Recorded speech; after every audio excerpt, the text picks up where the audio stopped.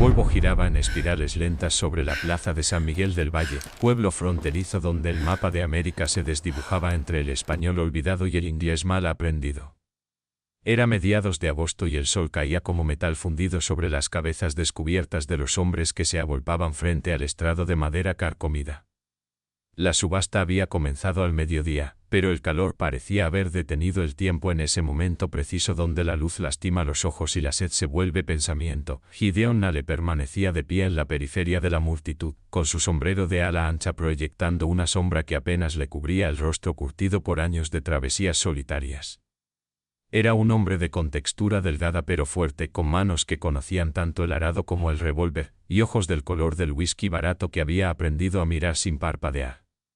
Llevaba 3 semanas buscando un lugar donde establecerse, un pedazo de tierra que no le costara más que el silencio y la soledad que ya llevaba consigo. Antes de continuar, suscríbete al canal para no perderte ninguna de nuestras historias de mujeres poderosas y destinos imposibles. El subastador era un hombre gordo y sudoroso llamado Artemiski, cuya voz ronca parecía salir del fondo de un barril. Llevaba un chaleco gris manchado de grasa y tabaco. Y golpeaba con un martillo de juez sobre una mesa improvisada cada vez que cerraba una venta. A su lado, un joven escribiente anotaba en un libro polvoso los nombres de los compradores y las cantidades pagadas, todas cifras que en su mayoría representaban las ruinas de familias desplazadas. Las herencias robadas de pueblos indígenas, los despojos del despojo. Siguiente propiedad, anunció Ki, limpiándose el sudor de la frente con un pañuelo gris. Cabaña en las afueras de Liberty. 3 habitaciones, pozo de agua, establo anexo. Propiedad confiscada por orden del juez William Crane por deudas no saldadas con el condado. Precio inicial, $20. Un murmullo recorrió la multitud. Liberty era un pueblo fantasma en proceso, uno de esos asentamientos que nacen con la fiebre del oro o la plata y mueren con la misma rapidez cuando los filones se agotan o cuando algo más oscuro los desangra desde dentro. Pocos querían propiedades allí. Los rumores hablaban de tierras malditas, de conflictos con tribus apaches que no habían aceptado los tratados del gobierno, de violencia nocturna y desapariciones que nadie investigaba. $20, repitió Ki, mirando a la multitud con ojos acuosos. ¿Alguien ofrece $20 por una propiedad completa? El silencio fue la respuesta. Un viento caliente levantó el polvo y lo esparció sobre los rostros que miraban hacia otro lado, hacia las montañas lejanas donde el cielo comenzaba a teñirse de violeta sucio. Gideon observaba sin hablar, calculando. $20 era poco para una propiedad completa, incluso en un pueblo moribundo. Pero algo en la forma en que Ki había pronunciado el nombre del juez Crane le hizo sentir un escalofrío que no tenía nada que ver con el viento. $15 ofreció Ki, bajando el precio con una sonrisa que parecía una mueca. $15 por tierras que alguna vez valieron 100. Nadie respondió. Los hombres comenzaron a dispersarse, buscando sombra o las cantinas que prometían olvido líquido. Gideon permaneció inmóvil, con la vista fija en el subastador que ahora parecía desesperado, como si algo más que una comisión dependiera de cerrar esa venta en particular. $10, dijo Ki, y su voz sonó casi suplicante. 10 miserables dólares por una propiedad que incluye tierra, agua y construcciones. Es un robo, señores. Un maldito robo y ustedes son los ladrones por no aprovechar. Gideon sintió algo moverse en su interior, una mezcla de curiosidad y desconfianza que conocía bien. Era la misma sensación que había tenido antes de cada decisión importante de su vida. Ese instinto de jugador que le decía que las cartas estaban marcadas pero que tal vez, solo tal vez, podía ganar de todas formas. $1, dijo Ki finalmente, y su rostro se había vuelto del color de la ceniza. $1 por la propiedad completa. Que Dios me perdone.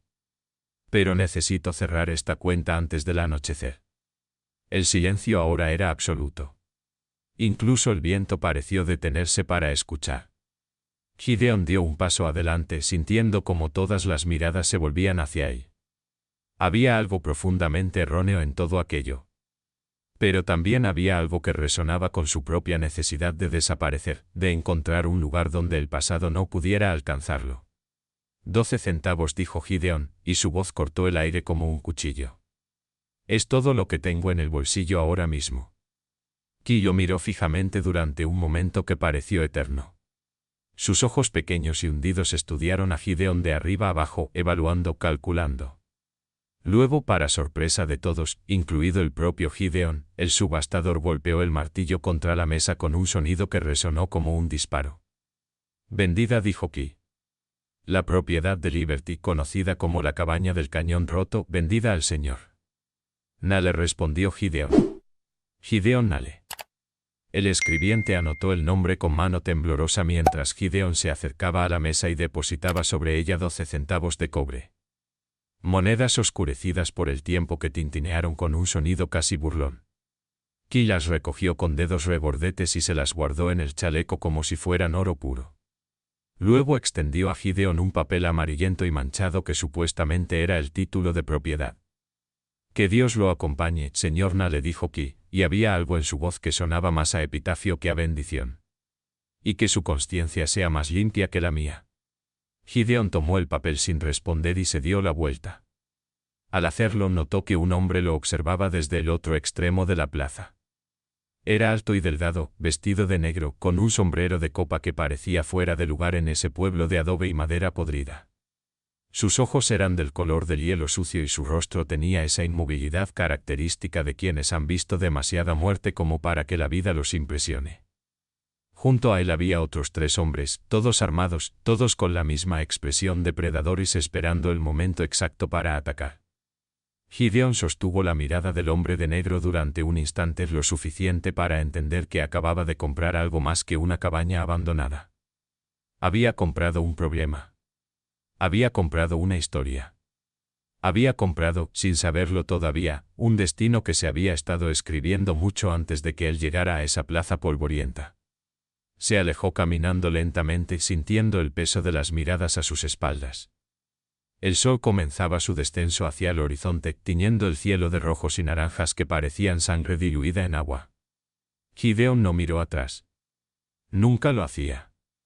Había aprendido hacía mucho tiempo que el pasado solo te alcanza si te detienes a esperarlo. La mañana siguiente encontró a Gideon cabalgando hacia el norte. Siguiendo el camino que serpenteaba entre colinas cubiertas de artemisa y piedras del color del hueso viejo. Su caballo, un alazán llamado Centavo por razones que ahora parecían proféticas, avanzaba con paso firme pero cauteloso, como si también sintiera que se adentraban en territorio donde las reglas normales dejaban de aplicar. El paisaje cambiaba gradualmente. Las colinas se volvían más escarpadas, la vegetación más escasa. De vez en cuando pasaban junto a cruces de madera clavadas en la tierra, marcadores anónimos de muertes que nadie había reclamado. Algunas tenían nombres tallados con cuchillo. Otras solo fechas, y las más recientes permanecían desnudas, esperando que alguien se molestara en recordar. Gideon llevaba en su alforja provisiones para una semana, carne seca, tortillas de maíz envueltas en tela, un poco de café y sal. También llevaba un rifle Spencer de 7 tiros. Un revólver Colt en el cinto, y un cuchillo de monte con mango de asta que había pertenecido a su padre. No era mucho, pero era lo que tenía, y había aprendido a sobrevivir con menos. El sol subía lentamente, convirtiendo el aire en una masa espesa y vibrante que distorsionaba las distancias. A media mañana, Gideon pasó junto a lo que alguna vez había sido una misión española, ahora reducida a muros de ruidos y una torre sin campanas donde los topilotes anidaban entre las vigas carbonizadas. Las puertas habían sido arrancadas y el interior estaba lleno de arena y escombros. En una de las paredes aún podía verse un fresco descolorido, una imagen de santos con rostros borrados por el tiempo y la violencia, como si alguien hubiera querido eliminar incluso la memoria de lo sagrado. Fue entonces cuando vio por primera vez las señales. Eran pequeñas, fáciles de pasar por alto si uno no sabía buscarlas, piedras apiladas de cierta manera al costado del camino, ramas rotas formando patrones específicos, marcas talladas en los troncos de los mezquites. Gideon había vivido lo suficiente en la frontera para reconocer los signos de los apaches. Era su forma de comunicarse, de advertir, de reclamar territorio. Estos signos en particular eran recientes, quizás de días, y todos apuntaban en la misma dirección, hacia Liberty. El viento comenzó a soplar desde el oeste, trayendo consigo el olor a polvo y algo más. Algo que Gideon no pudo identificar inmediatamente pero que le revolvió el estómago. Era un olor a descomposición, a muerte dejada demasiado tiempo bajo el sol. Apretó las rodillas contra los flancos de Centavo y aceleró el paso, queriendo alejarse de ese olor pero sabiendo que probablemente lo seguiría hasta su destino. Al mediodía encontró un arroyo casi seco, apenas un hilo de agua marrón corriendo entre rocas muscosas. Desmontó y dejó que Centavo bebiera mientras él se lavaba el rostro y el cuello, sintiendo como el agua fría lo despertaba de ese estado de sopor que el calor del desierto induce. Llenó su cantimplora y se sentó a la sombra de un álamo enfermo a comer un poco de carne seca. Fue entonces cuando escuchó los cascos. Se levantó de inmediato, llevando la mano al revólver, y se ocultó tras el tronco del árbol. 3 jinetes aparecieron por el camino. Moviéndose despacio, explorando el terreno como si buscaran algo o alguien. Llevaban ropa de trabajo, camisas de algodón, pantalones de lona, sombreros anchos, pero sus cinturones estaban llenos de armas. Gideon reconoció el tipo, hombres de rancho convertidos en matones a sueldo. El tipo de individuos que hacen el trabajo sucio cuando los respetables no quieren mancharse las manos. El líder era un hombre de rostro picado de viruelas y bigote negro que le caía sobre la boca como una araña muerta. Sus ojos escudriñaban el paisaje con la paciencia del cazador. Los otros 2 eran más jóvenes, probablemente hermanos a juzgar por la similitud de sus rasgos toscos y sus complexiones gruesas. Todos llevaban rifles cruzados sobre las sillas. No hay rastro, dijo uno de los jóvenes, escupiendo hacia un lado. Si vino por aquí. Ya está muy adelante, o muy atrás, respondió el líder con voz ronca. Fletcher dijo que vigiláramos todos los caminos a Liberty. Nadie debe llegar allí sin que lo sepamos. Es un desperdicio de tiempo, protestó el otro joven. ¿Qué más da si alguien compró esa propiedad maldita? De todas formas no va a durar mucho allí. El líder se volvió hacia él con una mirada que hubiera congelado el infierno. No es asunto tuyo pensar, dijo con voz cortante. El juez Crane quiere saber quién compró esa cabaña y qué intenciones tiene. Y cuando el juez quiere algo, Fletcher se asegura de que lo consiga. ¿Entendido? Los jóvenes asintieron en silencio. El líder espoleó su caballo y los 3 continuaron su marcha hacia el sur, alejándose por donde Gideon había venido. Él permaneció oculto hasta que el sonido de los cascos se desvaneció completamente, tragado por el viento y la distancia. Cuando volvió a montar, lo hizo con un peso nuevo en el pecho. Ahora sabía con certeza que había comprado más que una propiedad. Había comprado una trampa. La pregunta era si aún estaba a tiempo de evitarla o si ya estaba dentro. Esperando que las mandíbulas se cerraran, continuó su camino con mayor cautela, manteniéndose alerta a cualquier movimiento o sonido inusual. El paisaje se volvía más agreste, más desolado. Los cactus gigantes se alzaban como centinelas mudos, sus brazos retorcidos apuntando hacia el cielo en gestos de súplica o acusación. El camino se estrechaba, flanqueado ahora por paredes de roca roja que parecían sangrar bajo el sol implacable. Al atardecer, cuando las sombras comenzaban a estirarse como dedos oscuros sobre la tierra, Gideon alcanzó la cima de una colina y vio por primera vez el pueblo de Liberty extendido en el valle abajo. Era más pequeño de lo que había imaginado, poco más que una calle principal flanqueada por edificios de madera y adobe en diversos estados de deterioro. Había una iglesia sin techo, una cantina con las ventanas tapiadas, lo que parecía ser una tienda general cerrada con tablones.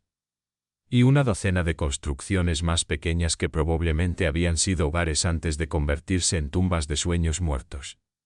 En el extremo norte del pueblo se alzaba un edificio más grande, de 2 pisos, con un porche amplio y un letrero colgante que decía Hotel y Sala de Juicio. Ese debía ser el cuartel general del juez Crane.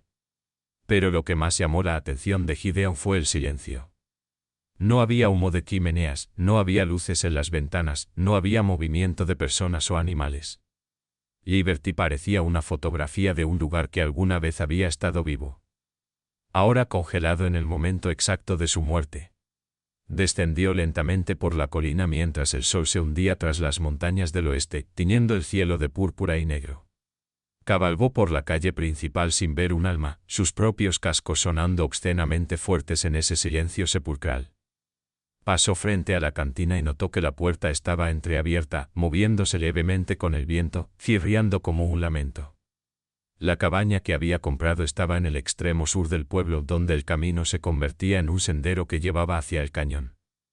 Era una construcción de madera y piedra, más sólida de lo que esperaba, con un techo de tejas rojas que aún parecía entero y un porche pequeño bajo el cual había una puerta de madera oscura. A un lado estaba el establo prometido, también en mejor estado que las ruinas circundantes. Había un pozo con brocal de piedra y, más allá, un pequeño huerto donde las malas hierbas habían tomado posesión. Gideon desmontó lentamente, sintiendo cómo la tensión de todo el día se concentraba en ese momento. El viento había cesado por completo y el aire parecía vibrar con una cualidad expectante. Como si el mundo entero estuviera conteniendo la respiración. Ató a centavo a un poste junto al pozo y se acercó a la puerta de la cabaña. Fue entonces cuando vio la cuerda. La cuerda colgaba del borde del porche, columpiándose suavemente aunque no había viento. Era gruesa, del tipo usado para amarrar ganado, y estaba teñida de un color oscuro que podía ser suciedad o sangre seca. El extremo inferior desaparecía en las sombras bajo el porche, pero Gideon sabía, con esa certeza visceral que precede al conocimiento, que encontraría al otro lado. Se acercó despacio, con la mano en la culata del revólver, aunque sabía que un arma no serviría de nada contra lo que fuera que lo esperaba. Sus botas crujieron sobre los tablones del porche y el sonido resonó como un sacrilegio en ese silencio absoluto que había caído sobre Liberty con la noche. Rodeó la esquina del porche y la vio. Una mujer colgaba de la viga del techo, suspendida por la cuerda que rodeaba su cuello. Su cuerpo era el de una mujer indígena gorda, de curvas amplias y presencia poderosa incluso en la muerte. Llevaba un vestido de algodón blanco manchado de tierra y sangre. Y sus pies descalzos pendían a apenas unos centímetros del suelo. Tenía el rostro hinchado y amoratado, los ojos cerrados, la boca entreabierta en lo que podía haber sido un grito o una plegaria. Pero lo que helaba la sangre no era la muerte en sí. Gideon había visto suficientes muertos en su vida, sino algo más sutil y más terrible.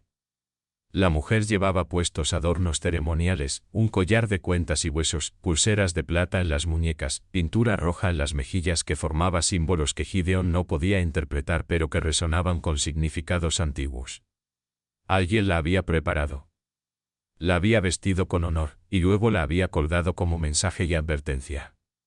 Gideon se acercó, extendiendo una mano temblorosa hacia el cuello de la mujer, buscando un pulso que sabía que no encontraría.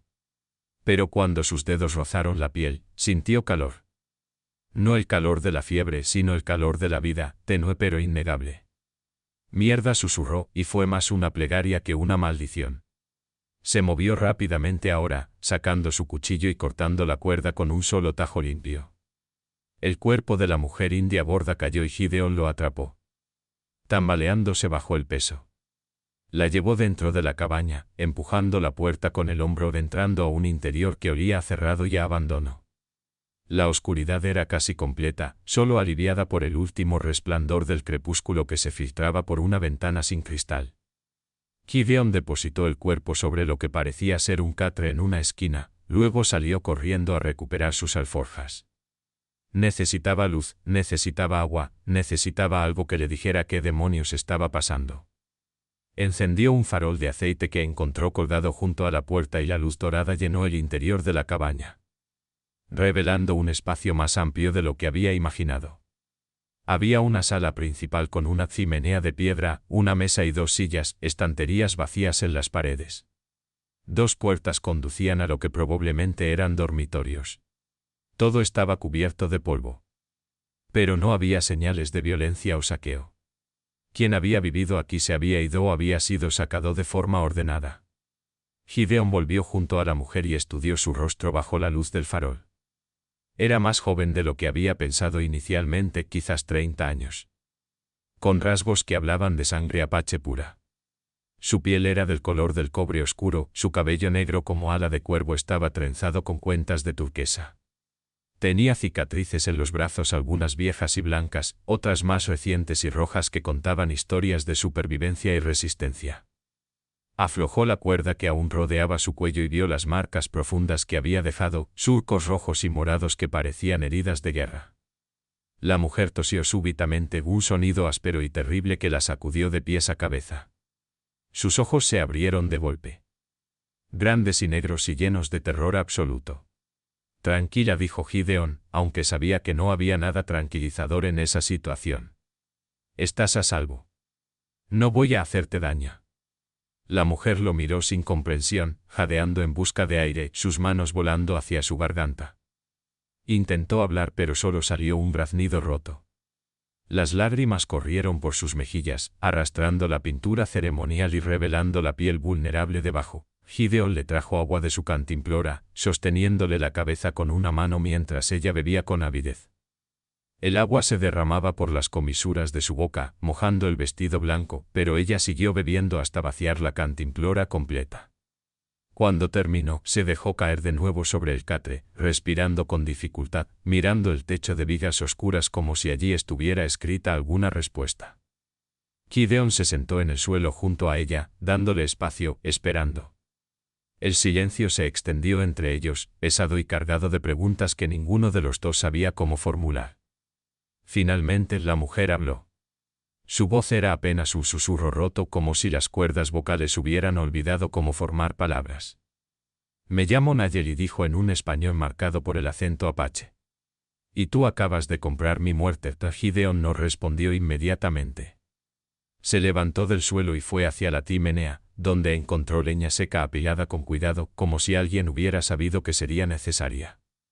Preparó un fuego, trabajando con movimientos precisos y automáticos que dejaban su mente libre para procesar lo que acababa de escuchar. La luz del fuego creció gradualmente, transformando las sombras de la cabaña en formas danzantes que parecían tener vida propia.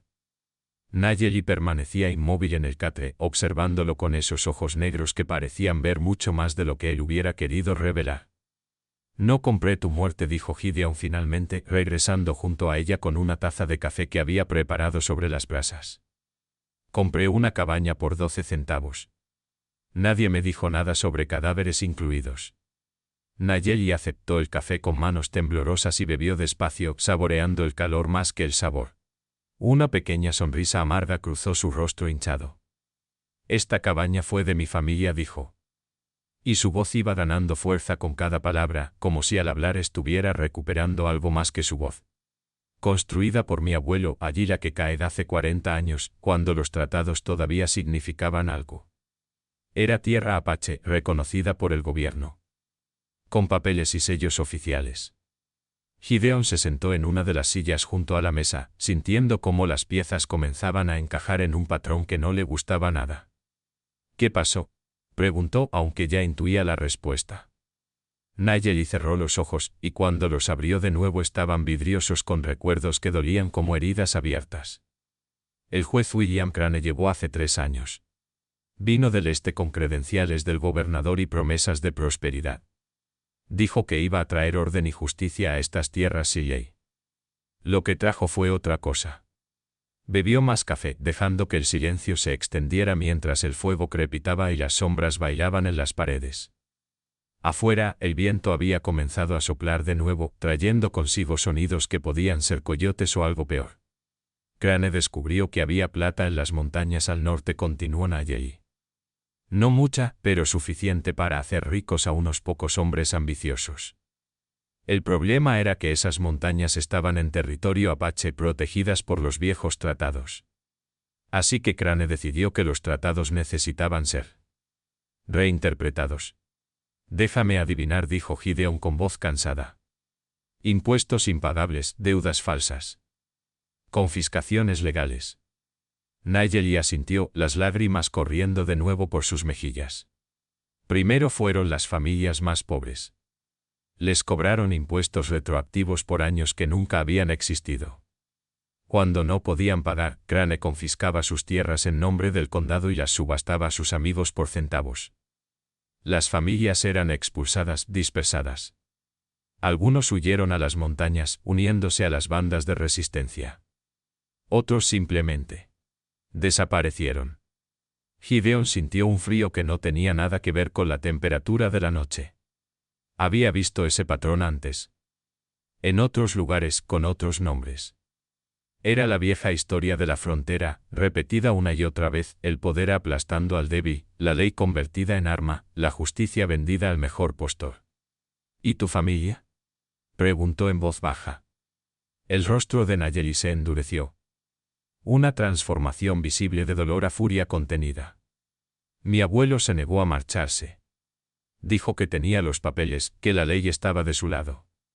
Era un anciano que todavía creía que las palabras escritas significaban algo. Una noche hombres de Crane vinieron a la cabaña. Dijeron que habían encontrado armas ilegales escondidas aquí, que mi abuelo estaba conspirando con los rebeldes apaches. Hizo una pausa, respirando profundamente como preparándose para sumergirse en aguas profundas y oscuras. Lo colgaron del mismo lugar donde me encontraste a mí. Lo dejaron allí durante 3 días como advertencia. Cuando finalmente nos permitieron bajarlo, los zopilotes ya habían comenzado su trabajo. Gideon cerró los ojos, sintiendo la náusea trepar por su garganta. Conocía esa táctica, el terror como herramienta de despojo. La violencia como mensaje. ¿Y tú? Preguntó. ¿Por qué te colgaron a ti? Nayeli lo miró directamente y en sus ojos había algo feroz y peligroso que le recordó a Gideon que no estaba tratando con una víctima pasiva. Porque encontré los documentos, dijo con voz dura como el sílex. Los verdaderos títulos de propiedad, no las falsificaciones que Crane presentó ante el tribunal. Mi abuelo los había escondido antes de morir, cosidos en el forro de su chaqueta ceremonial. Cuando los encontré, supe que tenía la prueba que podía destruir todo el esquema de Crane. ¿Dónde están ahora? Preguntó Gideon, inclinándose hacia adelante. Una sonrisa torcida cruzó el rostro de Nayeli. Escondidos. A salvo. Por eso no me mataron de inmediato.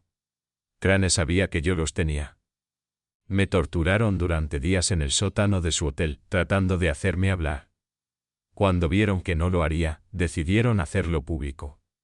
Me iban a colgar en la plaza como ejemplo, como hicieron con mi abuelo. Entonces, ¿por qué estás aquí? Preguntó Gideon. ¿Por qué en esta cabaña y no en la plaza? Nayeli miró hacia la ventana, hacia la noche que se había vuelto absoluta fuera de la cabaña. Porque alguien me ayudó a escapar. Alguien dentro de la organización de Crane que todavía tiene algo de conciencia. Me sacaron del sótano y me trajeron aquí. A la cabaña de mi familia, ahora confiscada y puesta en subasta. Me dijeron que colgara la cuerda yo misma, que simulara mi propio suicidio. Así Crane pensaría que había tomado los secretos a la tumba. Pero casi mueres de verdad, señaló Gideon. Nayeli tocó su cuello con dedos temblorosos. Calculé mal. Pensé que podía sostenerme con los dedos de los pies, mantener suficiente peso fuera de la cuerda. Pero estaba débil por la tortura, por los días sin comer. Y cuando llegó la noche del frío, me quedé dormida. Mis piernas cedieron. Se miró las manos. Como si viera en ellas las marcas invisibles de su lucha por sobrevivir. Estaba muriendo cuando llegaste, dijo simplemente. Unos minutos más y hubiera sido demasiado tarde. Gideon se levantó y caminó hacia la ventana, mirando hacia la oscuridad donde el pueblo de Liberty yacía como un cadáver bajo las estrellas. Podía sentir el peso de la historia cayendo sobre él, la responsabilidad no buscada de estar en el lugar equivocado en el momento exacto donde la indiferencia y la acción se bifurcan en destinos diferentes. ¿Por qué me cuentas todo esto?, preguntó sin volverse. Por lo que sabes, podría estar trabajando para Crane. Podría entregarte ahora mismo y cobrar la recompensa que seguramente hay sobre tu cabeza. El silencio que siguió fue tan profundo que Gideon pudo escuchar el latido de su propio corazón. Finalmente Nayeli habló. Y su voz tenía una cualidad casi profética. Porque te vi en la plaza. Estaba allí, escondida entre las sombras, observando la subasta. Vi cómo mirabas aquí, cómo estudiabas a los hombres que te vigilaban. No eres como ellos. No sé qué eres exactamente. Pero no eres como ellos. Gideon se volvió hacia ella, y sus ojos se encontraron en un entendimiento mudo que trascendía las palabras. Además, continuó Nayeli con una media sonrisa que era más feroz que amable, si fueras a entregarme, ya lo habrías hecho. El hecho de que estemos teniendo esta conversación significa que algo en ti se rebeló contra lo fácil. Y en estos tiempos, eso es suficiente para confiar. El fuego crepitó enviando chispas hacia la chimenea. Afuera, el viento aullaba como un animal herido. Y en algún lugar de las montañas distantes, Gideon imaginó que podía oír tambores, el latido ancestral de una tierra que se negaba a olvidar sus hijos. ¿Qué vas a hacer ahora?, preguntó Gideon. Crane pensará que estás muerta, pero eso solo te da tiempo. No soluciones. Nayeli se incorporó en el catre, ignorando el dolor visible de su cuerpo torturado. Cuando habló, su voz tenía el filo del acero templado. Voy a recuperar esos documentos. Voy a llevarlos al gobernador en la capital, mostrarle la verdad de lo que Crane está haciendo aquí. Y luego voy a ver cómo ese bastardo se balancea de la misma soga que usó para colgar a mi abuelo. La ferocidad en sus palabras debería haber sonado absurda viniendo de una mujer que había estado muerta hacía apenas una hora. Pero Gideon vio en sus ojos algo que reconoció porque lo había visto en su propio espejo, la determinación de quien no tiene nada que perder excepto la oportunidad de hacer que su muerte signifique algo. Necesitarás ayuda, dijo Gideon, sorprendiéndose a sí mismo con las palabras incluso mientras salían de su boca. Nayeli lo estudió con esos ojos que parecían ver hasta el fondo de su alma. ¿Por qué?, preguntó simplemente. Esta no es tu pelea. Puedes irte ahora. Dejar atrás esta cabaña de 12 centavos y sus fantasmas. Nadie te culparía. Gideon pensó en eso por un largo momento. Pensó en todas las veces que había huido, todas las peleas que había evitado, todos los lugares donde había elegido la indiferencia sobre la acción porque era más seguro. Más fácil, más sensato. Pensó en el hombre de negro en la plaza, en los jinetes que patrullaban los caminos, en el subastador sudoroso que había necesitado desesperadamente vender esta propiedad antes del anochecer. Pensó en un sistema tan corrupto que podía colgar a ancianos y torturar mujeres indígenas gordas sin consecuencias. Donde la justicia era solo una palabra que los poderosos usaban para justificar el despojo. Y pensó en algo que su padre le había dicho hacía mucho tiempo en otro lugar, en otro tiempo: un hombre que no puede elegir cuándo pelear nunca podrá elegir cuándo parar. Pagué 12 centavos por esta propiedad, dijo finalmente. Supongo que debería asegurarme de obtener lo que pagué. Por primera vez desde que Gideon la había bajado de la cuerda, Nayeli sonrió. Era una sonrisa pequeña, frágil, pero real, y transformaba su rostro maltratado en algo hermoso y terrible al mismo tiempo. Entonces será mejor que duermas, dijo. Porque mañana empieza la verdadera pelea. Gideon asintió y se acomodó en una silla junto al fuego con el rifle cruzado sobre las rodillas. Nayeli cerró los ojos, pero su respiración le dijo que no estaba durmiendo. Solo descansando, reuniendo fuerzas para lo que vendría. El fuego se redujo a brasas que brillaban como ojos en la oscuridad. El viento seguía soplando, arrastrando consigo los susurros de todos los que habían sido despojados, torturados, asesinados en nombre del progreso y el orden. Y en la cabaña de los 12 centavos, dos extraños que se habían convertido en aliados por accidente esperaban el amanecer, sabiendo que con la luz vendría también la tormenta.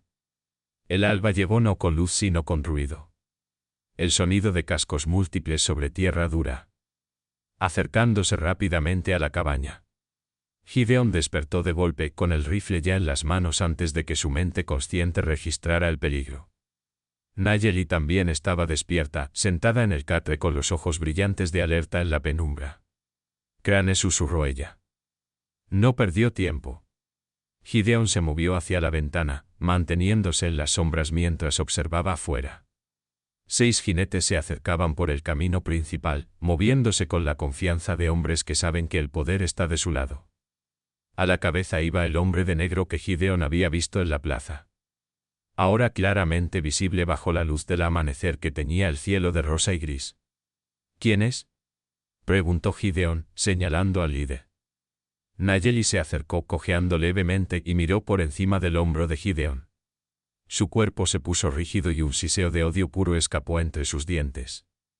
Fletcher Knox, dijo, y el nombre sonaba como una maldición. La mano derecha de Crane. El ejecutor. Él fue quien colgó a mi abuelo. Él fue quien supervisó mi tortura. Gideon estudió al hombre mientras desmontaba.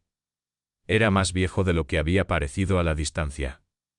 Tal vez 50 años, con un rostro anguloso y ascético que hablaba de fanatismo más que de crueldad casual. Llevaba 2 revólveres en cintos cruzados y se movía con la economía de movimiento de un asesino profesional. Los otros 5 hombres se dispersaron, rodeando la cabaña con movimientos coordinados que demostraban práctica militar. Todos estaban armados hasta los dientes, rifles, revólveres, cuchillos. No venían a hablar. «Na», le gritó Fletcher Knox, su voz cortando el silencio de la mañana como un látigo. «Sé que estás ahí dentro. Sal con las manos arriba y nadie tendrá que morir hoy». Gideon intercambió una mirada con Nayeli. Ella negó con la cabeza, silenciosa pero enfática. Gideon entendió, si salía, lo registrarían, encontrarían a Nayeli, y todo habría terminado. «Esta es propiedad privada», gritó Gideon en respuesta. «Comprada legalmente en subasta pública. Tienen 5 segundos para alargarse antes de que empiece a disparar». Una risa áspera fue la respuesta de Fletcher. «Legalmente», repitió con sorna. «Esa palabra te va a costar cara. Forastero. Esta cabaña está bajo investigación por complicidad con rebeldes apaches. El juez Crane me envió a realizar una inspección. Puedes cooperar y tal vez salgas de esto con vida, o puedes resistirte y convertirte en otro problema que resolver». Gideon sopesó sus opciones. Eran 6 contra 1 con Nayeli herida e incapaz de pelear eficazmente. La cabaña ofrecía alguna protección, pero no indefinida.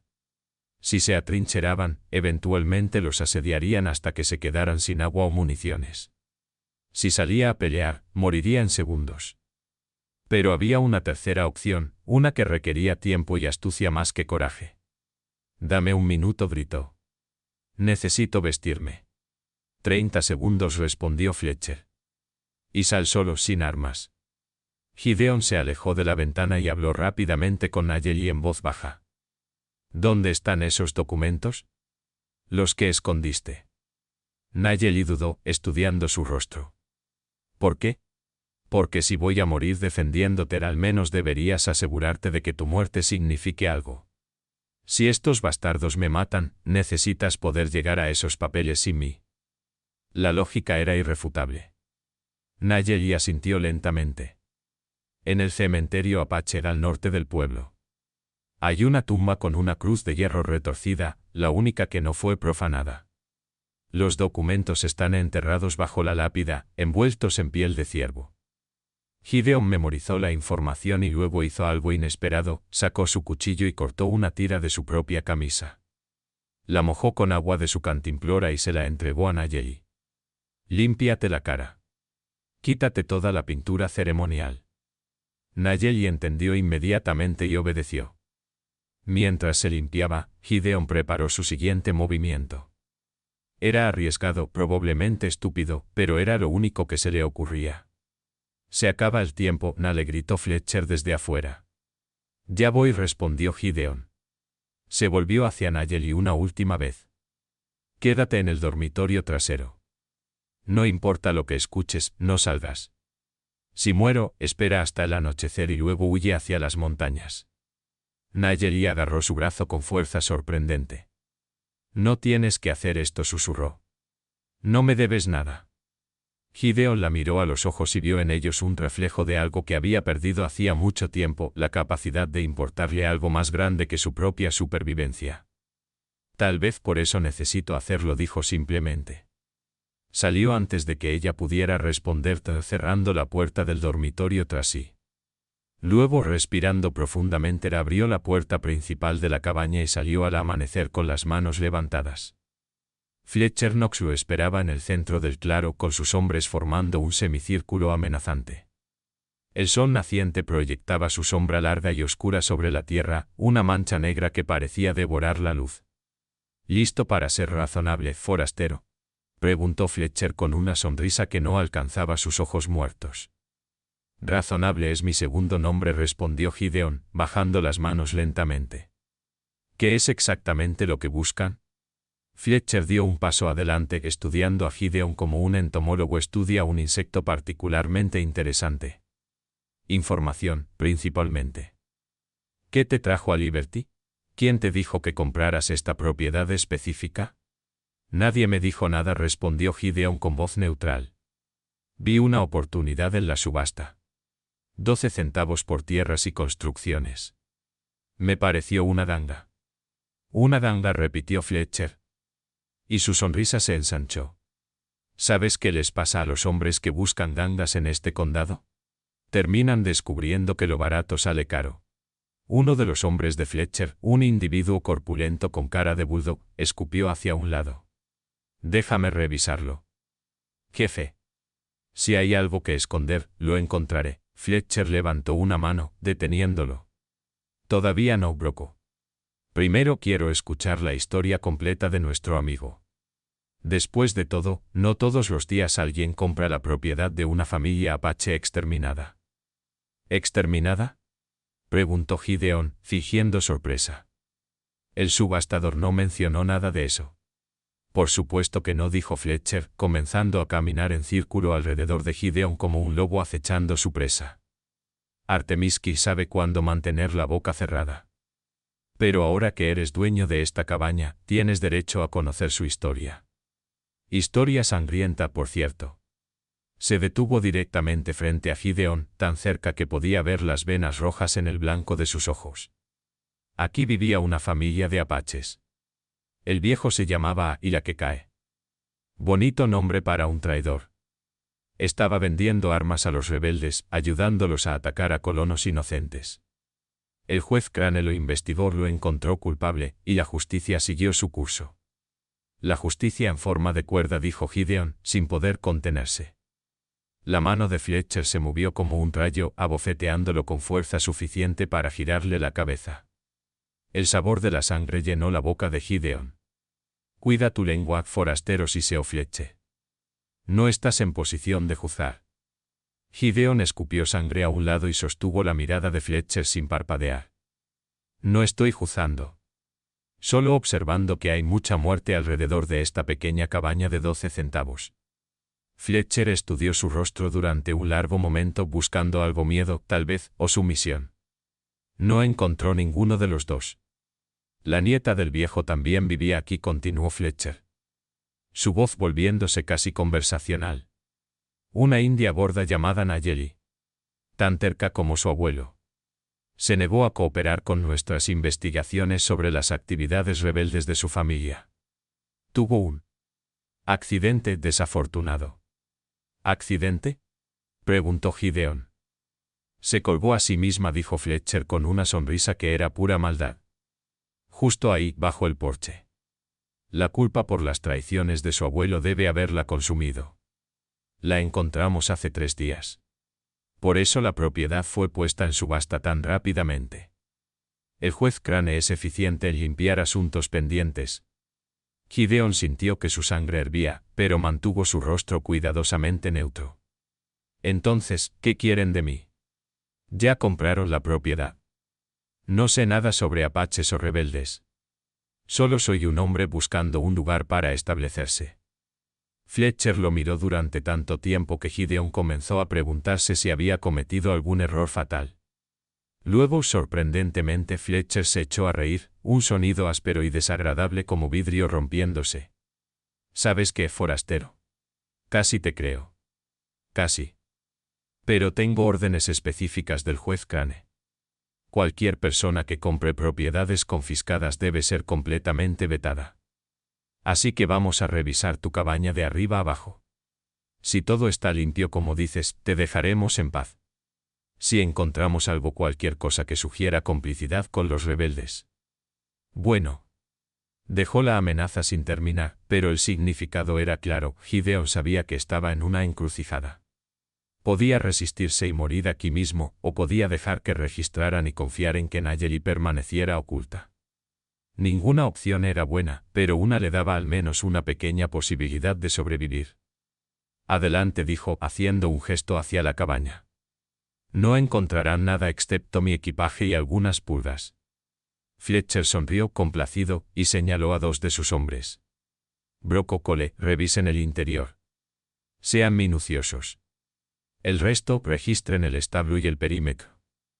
Si hay algo enterrado o escondido, quiero saberlo. Los hombres se dispersaron para cumplir sus órdenes. Gideon permaneció inmóvil, obligándose a respirar lenta y regularmente mientras su corazón golpeaba contra sus costillas como un pájaro atrapado. Podía escuchar los sonidos de la búsqueda dentro de la cabaña, muebles siendo movidos, tablones del suelo siendo golpeados para detectar compartimentos ocultos, pertenencias siendo revueltas sin cuidado. Los minutos se estiraron como horas. El sol subía en el cielo, convirtiendo la mañana fría en calor sofocante. Fletcher permanecía junto a Gideon, observándolo con esos ojos muertos que no parpadeaban nunca, como si pudiera leer cada pensamiento que cruzaba por su mente. Finalmente Broco y Cole emergieron de la cabaña, sacudiendo la cabeza. Nada, jefe, reportó Broco. Solo equipaje de viaje y algunas provisiones. No hay señas de ocupación reciente más allá de la fogata de anoche. Fletcher frunció el ceño, claramente decepcionado. Revisaron el dormitorio trasero. El estómago de Gideon se contrajo. Broco asintió. Revisamos ambos dormitorios. Vacíos. Uno de los colchones está destruido por ratones. El otro lo usé anoche, interrumpió Gideon rápidamente.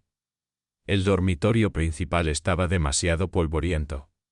Fletcher lo miró con suspicacia renovada. ¿Dormiste en el dormitorio trasero? ¿Algún problema con eso? Fletcher no respondió. En su lugar, caminó hacia la cabaña, entrando con pasos que resonaban ominosos sobre los tablones de madera. Gideon lo siguió con el corazón en la garganta, esperando escuchar un grito de triunfo que significaría su fin. Pero el grito nunca llegó. Fletcher inspeccionó personalmente cada rincón, cada grieta, cada sombra. Cuando finalmente salió, su rostro mostraba frustración apenas contenida. Parece que eres quien dice ser, admitió a regañadientes. Un idiota afortunado que compró una propiedad maldita por nada. A veces la suerte es lo único que un hombre tiene, respondió Gideon. Fletcher se acercó hasta quedar a centímetros de su rostro. Una advertencia, forastero. Este condado tiene reglas. El juez Crane mantiene el orden porque alguien tiene que hacerlo. Los apaches rebeldes son asesinos y ladrones. Cualquiera que los ayude, intencionalmente o no, termina como el viejo Adila que cae. ¿Entendido? Entendido, dijo Gideon. Bien. Fletcher retrocedió, haciendo una señal a sus hombres. Vámonos. No hay nada aquí excepto un forastero que aprendió una lección valiosa sobre comprar propiedades baratas. Los hombres montaron sus caballos con movimientos eficientes.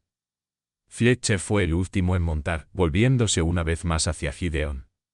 Si escuchas algo, ves algo, sospechas algo relacionado con los rebeldes, vienes directamente al juez Crane. Cooperación es lo que mantiene viva a la gente en Liberty. Lo tendré en cuenta, dijo Gideon. Fletcher esporeó su caballo y el grupo se alejó al galope, levantando una nube de polvo que ocultaba el sol naciente. Gideon permaneció de pie, observándolos hasta que desaparecieron de vista, sin atreverse a moverse hasta que el sonido de los cascos se desvaneció completamente en la distancia. Solo entonces regresó corriendo a la cabaña. Nayeli, llamó, su voz tensa. ¿Dónde estás? No hubo respuesta. El pánico comenzó a trepar por su garganta mientras revisaba rápidamente el dormitorio trasero. Estaba vacío, el catre sin usar, la ventana. La ventana estaba abierta. Gideon se asomó y vio las huellas en la tierra suave debajo. Alguien había saltado desde allí.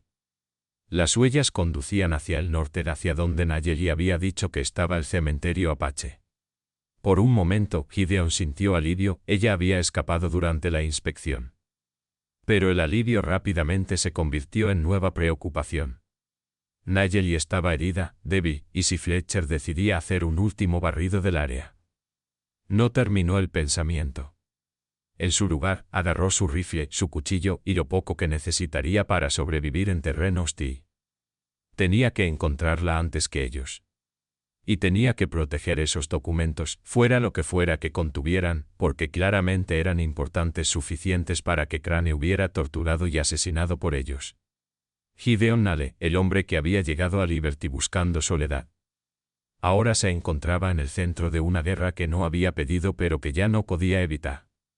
Mientras salía de la cabaña hacia el sol cegador de la mañana, un pensamiento cruzó su mente con la claridad de una profecía. 12 centavos había sido el precio más caro que había pagado en su vida. Y aún no terminaba de pagarlo.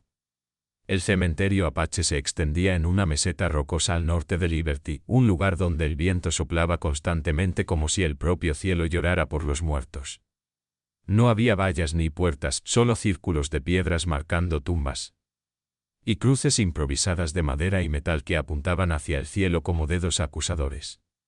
La mayoría habían sido vandalizadas y volcadas, quemadas, arrancadas en un acto de profanación que hablaba del odio que Crane y sus hombres sentían incluso por los muertos indígenas. Gideon llegó a media mañana, sudando bajo el sol implacable, con el rifle listo y los ojos escaneando constantemente el horizonte en busca de jinetes. El cementerio estaba silencioso excepto por el viento y el ocasional hillido de un halcón que circulaba alto, proyectando su sombra sobre las tumbas como un presagio. Buscó la cruz de hierro retorcida que Nayeli había descrito, pasando entre los círculos de piedra y leyendo los nombres tallados en las lápidas cuando había nombres que leer. La mayoría solo tenían fechas. Y algunas ni eso, solo rocas apiladas sobre donde yacían cuerpos que nadie había reclamado. La encontró en el extremo norte del cementerio, donde la meseta se elevaba ligeramente ofreciendo una vista de las montañas distantes. La cruz de hierro era única, retorcida por algún calor intenso hasta formar una espiral casi artística. Como si el metal hubiera tratado de escapar de sí mismo. Debajo había una lápida de piedra con una inscripción en apache que Gideon no podía leer, pero que parecía vibrar con poder incluso en su incomprensión. Se arrodilló junto a la tumba, escuchando. El silencio era absoluto. Demasiado absoluto. Nayeli llamó en voz baja. Sé que estás aquí. Por un momento, nada. Luego, desde detrás de una formación rocosa cercana, emergió una figura. Pero no era Nayeli quien apareció. Era otra mujer. Era más alta que Nayeli, de complexión igualmente fuerte. Con el cuerpo curvilíneo de una mujer indígena gorda que había conocido el hambre pero también la abundancia, que había parido hijos y enterrado seres queridos, que llevaba la historia de su pueblo en cada curva de su forma. Su cabello negro como obsidiana caía libre sobre los hombros, adornado con plumas de águila y cuentas de turquesa. Vestía ropa tradicional apache, una falda de piel de ciervo y una blusa bordada con símbolos que brillaban levemente bajo el sol. Llevaba un rifle Winchester cruzado sobre el pecho. Pero lo que detuvo a Gideon no fue su apariencia física, sino sus ojos. Eran del mismo negro profundo que los de Nayeli, pero donde los de la joven brillaban con dolor y desafío, estos ardían con una furia antigua y paciente del tipo de ira que ha sido destilada durante años hasta convertirse en algo puro y mortal. Tú debes ser el forastero, dijo la mujer en español perfecto, su voz profunda y resonante. El que compró la cabaña de mi familia por 12 centavos. Gideon se puso de pie lentamente, manteniendo sus manos lejos de sus armas. ¿Quién eres? Una sonrisa feroz cruzó el rostro de la mujer. Soy Maura, hermana mayor de Nayeli, hija de Ayila que cae, nieta de jefes que gobernaban estas tierras cuando los hombres blancos todavía estaban aprendiendo a construir barcos. Y tú, Gideon Nale, has entrado en una historia que comenzó mucho antes de que nacieras. De detrás de otras rocas emergieron más figuras. Eran 7 apaches, todos hombres, todos armados, todos mirando a Gideon con una mezcla de curiosidad y desconfianza. Estaban vestidos para la guerra, pintados para la batalla, con armas que iban desde rifles modernos hasta arcos tradicionales. Lanzas y cuchillos que brillaban con filo mortal.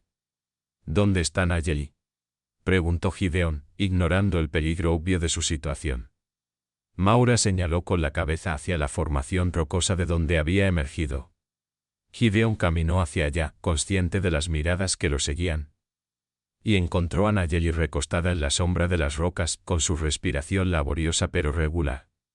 Tenía los ojos cerrados, pero los abrió cuando escuchó sus pasos. Llegaste, susurró, y había sorpresa genuina en su voz. Te dije que esta no era tu pelea para morir sola, respondió Gideon, arrodillándose junto a ella. ¿Cómo te encontró tu hermana? Nayeli sonrió débilmente. Ella siempre me encuentra. Es un don de nuestra familia. O una maldición, dependiendo de cómo lo mires. Maura se acercó, su presencia llenando el espacio como una tormenta contenida. Mi hermana me dijo lo que hiciste. Cómo la bajaste de la cuerda, cómo la protegiste de Fletcher Knox. Estudió a Gideon con esos ojos penetrantes. La pregunta es, ¿por qué? Los hombres blancos no arriesgan sus vidas por indias gordas sin esperar algo a cambio. Gideon sostuvo su mirada sin pestañear. Tal vez no todos los hombres blancos son lo que piensas. O tal vez solo estoy cansado de ver cómo el poder aplasta a quien sea que se interponga en su camino. Maura se rió, pero no era una risa alegre. Bonitas palabras. Pero las palabras son baratas. Más baratas que 12 centavos. Los hechos son lo que importa, y los hechos dicen que mi familia ha sido destruida por hombres que también tenían bonitas palabras sobre justicia y civilización. Gideon se puso de pie, enfrentándola directamente. Entonces juzgame por mis hechos. Salvé a tu hermana. Engañé a Fletcher Knox. Y vine aquí a buscarla sabiendo que probablemente encontraría exactamente lo que encontré, guerreros apaches que tienen todas las razones del mundo para matarme solo por el color de mi piel. El silencio que siguió fue tenso, cargado de violencia potencial. Los 7 guerreros apaches habían formado un semicírculo, sus armas listas, esperando una señal de Maura. Un movimiento en falso y Gideon sería historia. Maura lo estudió durante un momento que pareció eterno. Luego inesperadamente le extendió su mano. Los enemigos de Crane son mis amigos, dijo simplemente. Al menos hasta que me demuestres lo contrario. Gideon aceptó su mano. El apretón era firme, casi doloroso, un recordatorio de que la paz era temporal y condicional. Nayeli me dijo que encontraste documentos, dijo Gideon.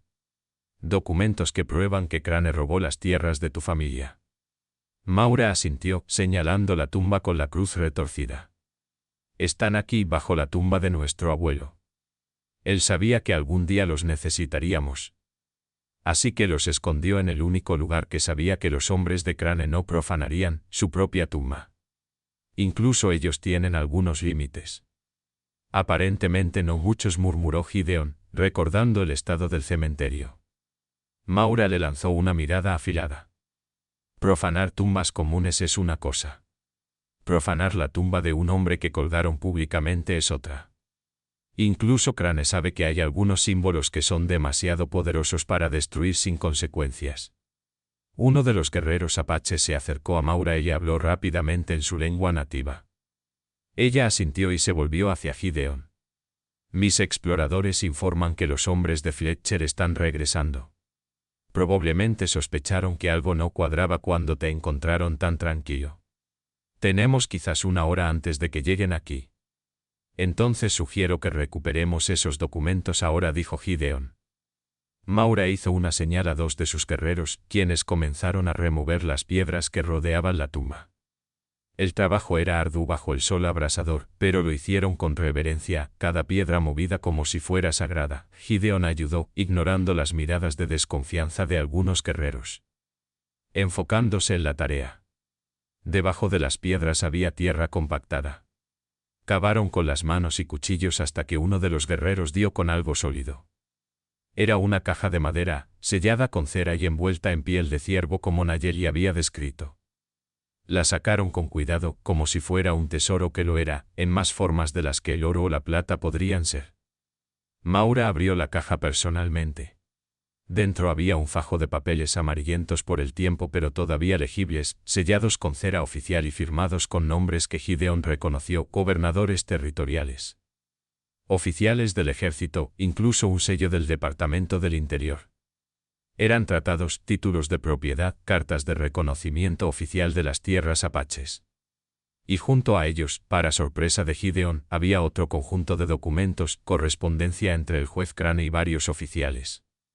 Detallando el plan completo de despojo. Nombres, fechas, cantidades de dinero, propiedades confiscadas, familias desplazadas. Era un registro meticuloso de corrupción sistemática. Esto podría destruir a Crane, dijo Gideon, hojeando los papeles. Si llega a las manos correctas. Ese es el problema, dijo Maura con voz amarga. ¿Qué son las manos correctas? El gobernador que firmó esos títulos murió hace 2 años. El nuevo gobernador, Marcus Webb, es amigo personal de Crane. Los oficiales del ejército están más interesados en mantener la paz con los rancheros que en hacer justicia a los apaches. ¿A quién se supone que debemos llevar esto? Era una buena pregunta, y Gideon no tenía una buena respuesta. Había visto suficiente de cómo funcionaba el poder en la frontera para saber que la justicia era a menudo una cuestión de quién tenía más influencia. Más dinero, más armas. Pero antes de que pudiera responder, el sonido de disparos cortó el aire. Los guerreros apaches se dispersaron inmediatamente buscando cobertura entre las rocas. Gideon se lanzó al suelo, arrastrándose hacia donde Nayeli yacía indefensa. Maura ya estaba allí, cubriéndola con su propio cuerpo mientras levantaba su rifle. «Fletcher», gritó uno de los exploradores desde su posición. Al menos 15 jinetes viniendo desde el sur. Gideon maldijo. Habían sido más rápidos de lo esperado. Se arrastró hasta el borde de una formación rocosa y miró hacia abajo. La columna de jinetes subía por el sendero hacia el cementerio, moviéndose con la confianza de hombres que saben que tienen superioridad numérica. A la cabeza iba Fletcher Knox, su figura negra inconfundible incluso a distancia. Junto a él cabalgaba alguien nuevo, un hombre corpulento en uniforme militar, con charreteras doradas que brillaban bajo el sol. Debía ser alguien importante, era alguien con autoridad oficial. El capitán Dutsiseo Maura, escupiendo el nombre como veneno. Comandante de la guarnición local. Crane lo tiene en su bolsillo. ¿Cuántos hombres tenemos?, preguntó Gideon. 8 guerreros, contándome a mí, respondió Maura. Contra 15 soldados y matones. No son buenas probabilidades. Las probabilidades nunca han sido buenas para tu pueblo, dijo Gideon. Sin embargo, sigues aquí. Maura le lanzó una mirada que podría haber sido respeto, podría haber sido el preámbulo a dispararle. Eres más listo de lo que pareces, forastero. O más tonto. Todavía no decido cuál. Los jinetes se detuvieron al pie de la meseta. Fletcher Knox desmontó y dio un paso adelante, sus manos lejos de sus armas en un gesto de aparente paz. Maura, gritó, su voz llevada por el viento. Sé que estás ahí arriba. Y sé que tienes a tu hermana contigo. Maura no respondió, pero Gideon vio cómo sus nudillos se ponían blancos alrededor del rifle. Podemos resolver esto civilizadamente, continuó Fletcher. Entreguen los documentos que robaron. Entreguen a Nayeli para que responda por sus crímenes, y dejaremos que el resto se vaya en paz. Mentira, susurró Maura. No nos dejará ir. Nos matará a todos. Lo sé, dijo Gideon. Pero está ganando tiempo. Probablemente tiene más hombres rodeando la meseta mientras habla. Como para confirmar sus palabras, uno de los exploradores apaches hizo una señal silenciosa, movimiento detectado al este y al oeste. Estaban siendo rodeados. Maura cerró los ojos por un momento y Gideon vio el peso de la decisión cayendo sobre ella. Era la líder de su grupo. La protectora de su hermana, la guardiana de la memoria de su familia. Cualquier decisión que tomara tendría consecuencias de vida o muerte. Cuando abrió los ojos, la decisión estaba tomada. Prepárense para pelear, dijo a sus guerreros. Y si morimos, moriremos como apaches. No como víctimas. Los guerreros asintieron, sus rostros serios pero no asustados. Conocían las probabilidades. Las habían conocido toda su vida. Gideon revisó su rifle, asegurándose de que estuviera completamente cargado. 7 balas. Tendría que hacer que cada una contara. Última oportunidad, Maura, gritó Fletcher desde abajo. Rindan ahora o enfrentarán las consecuencias. Maura se puso de pie, exponiéndose completamente sobre las rocas, su figura silueteada contra el cielo como una estatua de desafío. Las consecuencias las enfrentaremos todos. Fletcher Knox, gritó de vuelta. Pero nosotros las enfrentaremos con honor. ¿Puedes tú decir lo mismo? La respuesta de Fletcher fue un disparo que pasó silbando junto a la cabeza de Maura. Ella ni siquiera se inmutó. Y así comenzó la batalla que cambiaría el destino de Liberty para siempre. El primer asalto vino del este, donde 5 jinetes intentaron escalar la meseta por un sendero rocoso que apenas era más que una grieta en la piedra. Los guerreros apaches los esperaban, ocultos tras las rocas, sus rifles apuntando con paciencia de cazadores. Cuando los jinetes llegaron a mitad de camino, expuestos y vulnerables, los apaches abrieron fuego. El estruendo de los disparos resonó como truenos en el cementerio. 2 jinetes cayeron inmediatamente rodando por la pendiente en una maraña de brazos y piernas. Los otros 3 se refugiaron en las rocas, devolviendo el fuego ciegamente, sus balas rebotando en la piedra y silbando hacia el cielo. Desde el sur, Fletcher Knox lideraba el asalto principal con el capitán Dutch y 8 hombres más. Avanzaban a pie, usando las tumbas como cobertura. Moviendo con la disciplina de soldados experimentados. Sus disparos eran medidos y precisos, obligando a los defensores a mantenerse agachados. Gideon estaba posicionado en el flanco oeste con un guerrero apache joven llamado Lobo Gris junto a él.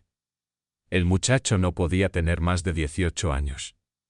Pero sus ojos tenían la dureza de alguien que había visto demasiada muerte demasiado pronto. «Conserva tus balas», le dijo Gideon mientras recargaba. «Dispara solo cuando tengas un blanco seguro». Lobo Gris asintió, su rifle presionado contra el hombro, esperando el momento perfecto. Llegó más rápido de lo esperado. 3 hombres de Fletcher intentaron flanquearlos por el oeste, corriendo agachados entre las cruces derribadas. Lobo Gris disparó primero, derribando al líder con un tiro al pecho. Gideon disparó inmediatamente después, alcanzando al segundo en la pierna. El hombre cayó gritando, y el tercero se refugió detrás de una lápida grande. El combate se había convertido en un estancamiento sangriento. Los atacantes no podían avanzar sin exponerse al fuego de los defensores, pero los defensores estaban atrapados en la meseta. Rodeados, con munición limitada y sin ruta de escape. Maura se movía entre las posiciones con la gracia de una guerrera nacida, disparando, dando órdenes, revisando el estado de sus hombres. Había tomado 2 heridas leves, una bala que había rozado su hombro. Otra que había atravesado su brazo, pero continuaba luchando como si el dolor no existiera. Gideon la vio posicionarse junto a Nayeli, quien había insistido en tomar un rifle a pesar de su debilidad. Las 2 hermanas, una fuerte como el roble, la otra frágil pero inquebrantable. Disparando lado a lado contra un enemigo que quería borrarlas de la existencia. Había algo épico en esa imagen, algo que trascendía la violencia inmediata y tocaba algo más profundo, la resistencia de un pueblo que se negaba a desaparecer, la dignidad de quienes pelean no porque puedan ganar, sino porque rendirse sería traicionar todo lo que son. El sol había alcanzado su cenit, convirtiéndose en un ojo cegador que hacía que apuntar fuera casi imposible. El calor era sofocante, mezclándose con el humo de la pólvora y el olor a sangre para crear un ambiente infernal. Los muertos yacían donde habían caído, tanto atacantes como defensores, sus cuerpos testimonio de la futilidad y la necesidad de la violencia. Fue entonces cuando Gideon vio al hombre moviéndose por el flanco sur. Era Fletcher Knox, separándose del grupo principal. Moviéndose con el sigilo de un depredador hacia una posición que le daría ángulo de tiro sobre donde Maura y Nayeli estaban posicionadas. Llevaba un rifle de francotirador, largo y elegante, del tipo de arma que en manos expertas podía matar desde distancias que hacían imposible la represalia. Gideon no lo pensó. Se movió instintivamente, dejando su posición y corriendo agachado entre las rocas, ignorando los gritos del Lobo Gris detrás de él. Las balas silbaban a su alrededor, levantando pequeñas explosiones de polvo, pero su única meta era llegar a Fletcher antes de que el asesino pudiera apuntar. Fletcher lo vio venir. El hombre de negro se volvió con velocidad sorprendente, llevando el rifle hacia Gideon. Pero Gideon ya estaba en el aire, lanzándose en un tacule que los envió a ambos rodando por el suelo rocoso. El rifle de Fletcher salió volando. Ambos hombres lucharon en el polvo, golpeándose con puños, rodillas, codos, cualquier parte del cuerpo que pudieran usar como arma. Fletcher era más grande y más fuerte, pero Gideon tenía la desesperación de quien sabe que perder significa muerte no solo para él sino para todos los que dependían de su éxito. Rodaron peligrosamente cerca del borde de la meseta. Fletcher consiguió posicionarse encima, sus manos encontrando el cuello de Gideon y apretando con fuerza asesina. Las manchas negras comenzaron a aparecer en la visión de Gideon, el mundo estrechándose a un túnel con el rostro odiado de Fletcher llenando toda su vista. Con su último aliento, Gideon llevó su mano al cinto y sacó su cuchillo. Lo hundió en el costado de Fletcher, torciendo la hoja con fuerza brutal. Fletcher gritó, sus manos aflojándose. Gideon aprovechó el momento, empujando con todas sus fuerzas. Fletcher rodó hacia atrás, tropezando, su pie resbalando en el borde de la meseta. Por un momento pareció que podría recuperar el equilibrio. Sus brazos se movieron en círculos salvajes, sus ojos muy abiertos con el entendimiento de lo que estaba a punto de suceder. Luego cayó gritando durante todo el descenso hasta que el sonido se cortó abruptamente con un crujido que Gideon escuchó incluso desde arriba. El silencio que siguió fue absoluto. Los atacantes se detuvieron, mirando hacia donde su líder había caído. Los defensores también dejaron de disparar, observando, esperando. Fue Maura quien rompió el silencio. Fletcher Knox está muerto. Gritó, su voz llevando sobre el cementerio como una proclamación. Su jefe ha caído. Ahora la pregunta es, ¿quién más quiere morir por la ambición de William Crane? El capitán Dutch emergió de detrás de una tumba, su rostro rojo de furia y frustración. Somos soldados del ejército de los Estados Unidos. Gritó. Tienen la obligación de rendirse. Somos ciudadanos apaches con títulos legales a nuestras tierras. Respondió Maura. Ustedes son los criminales aquí, no nosotros. La tensión colgaba en el aire como una cuerda a punto de romperse. Gideon veía a los hombres restantes de Fletcher ahora sin su líder mirándose entre sí con incertidumbre. Algunos eran matones a sueldo que habían firmado para intimidación fácil, no para batallas verdaderas. Otros eran soldados siguiendo órdenes, pero sin Fletcher para presionarlos, esas órdenes parecían menos absolutas. El capitán Dutch levantó su arma, preparándose para ordenar otro asalto. Pero antes de que pudiera hablar, uno de sus propios hombres bajó su rifle. No firmé para esto, capitán, dijo el soldado, su voz cansada. Firmé para proteger colonos de bandidos, no para masacrar indios en sus propias tumbas. Cierra la boca, soldado. Espetó Dutch. Eso es insubordinación. Entonces arrésteme, respondió el soldado, dejando caer su rifle completamente. Ya he visto suficiente sangre por hoy. Uno por uno, otros soldados comenzaron a bajar sus armas. No todos, algunos todavía se aferraban a sus rifles con dedos blancos, pero suficientes para que el asalto fuera imposible. El capitán Dutch miró a su alrededor, viendo su autoridad desmoronándose como arena entre sus dedos. Su rostro pasó por una serie de expresiones: furia, incredulidad, finalmente resignación amarga. Esto no ha terminado, gritó hacia Maura. El juez Crane tendrá su justicia. La justicia es exactamente lo que queremos, respondió Maura. Justicia verdadera, no la versión corrupta que Crane vende. Dutch no respondió. En su lugar, ordenó a sus hombres retirarse. Lo hicieron lentamente, llevando a sus heridos, dejando a sus muertos. El cuerpo de Fletcher Knox permaneció donde había caído, roto y olvidado al pie de la meseta, comida para los zopilotes que ya comenzaban a circular.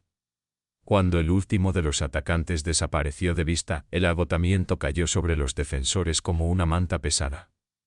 Gideon se dejó caer sentado contra una roca, temblando de la adrenalina que finalmente abandonaba su sistema. Tenía cortes y moretones por todas partes, y cuando se tocó el cuello, sus dedos salieron manchados de sangre donde las manos de Fletcher habían apretado.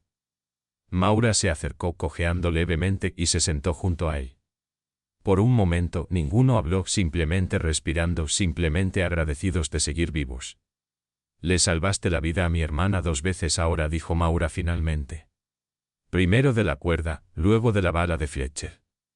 Eso crea una deuda entre nuestros pueblos. No quiero ninguna deuda, respondió Gideon. Solo quiero. Se detuvo sin saber cómo terminar la frase. No sé lo que quiero. Maura le puso una mano en el hombro, un gesto que era tanto reconocimiento como advertencia. Lo que quieras o no ya no importa, dijo. Mataste a Fletcher Knox. Crane no perdonará eso. Ahora eres parte de esta guerra, te guste o no. Gideon sabía que tenía razón. Había cruzado la línea invisible que separaba al observador del participante al neutral del combatiente. No había vuelta atrás. Entonces terminémosla, dijo. Usemos esos documentos. Expongamos a Crane y todo su sistema podrido.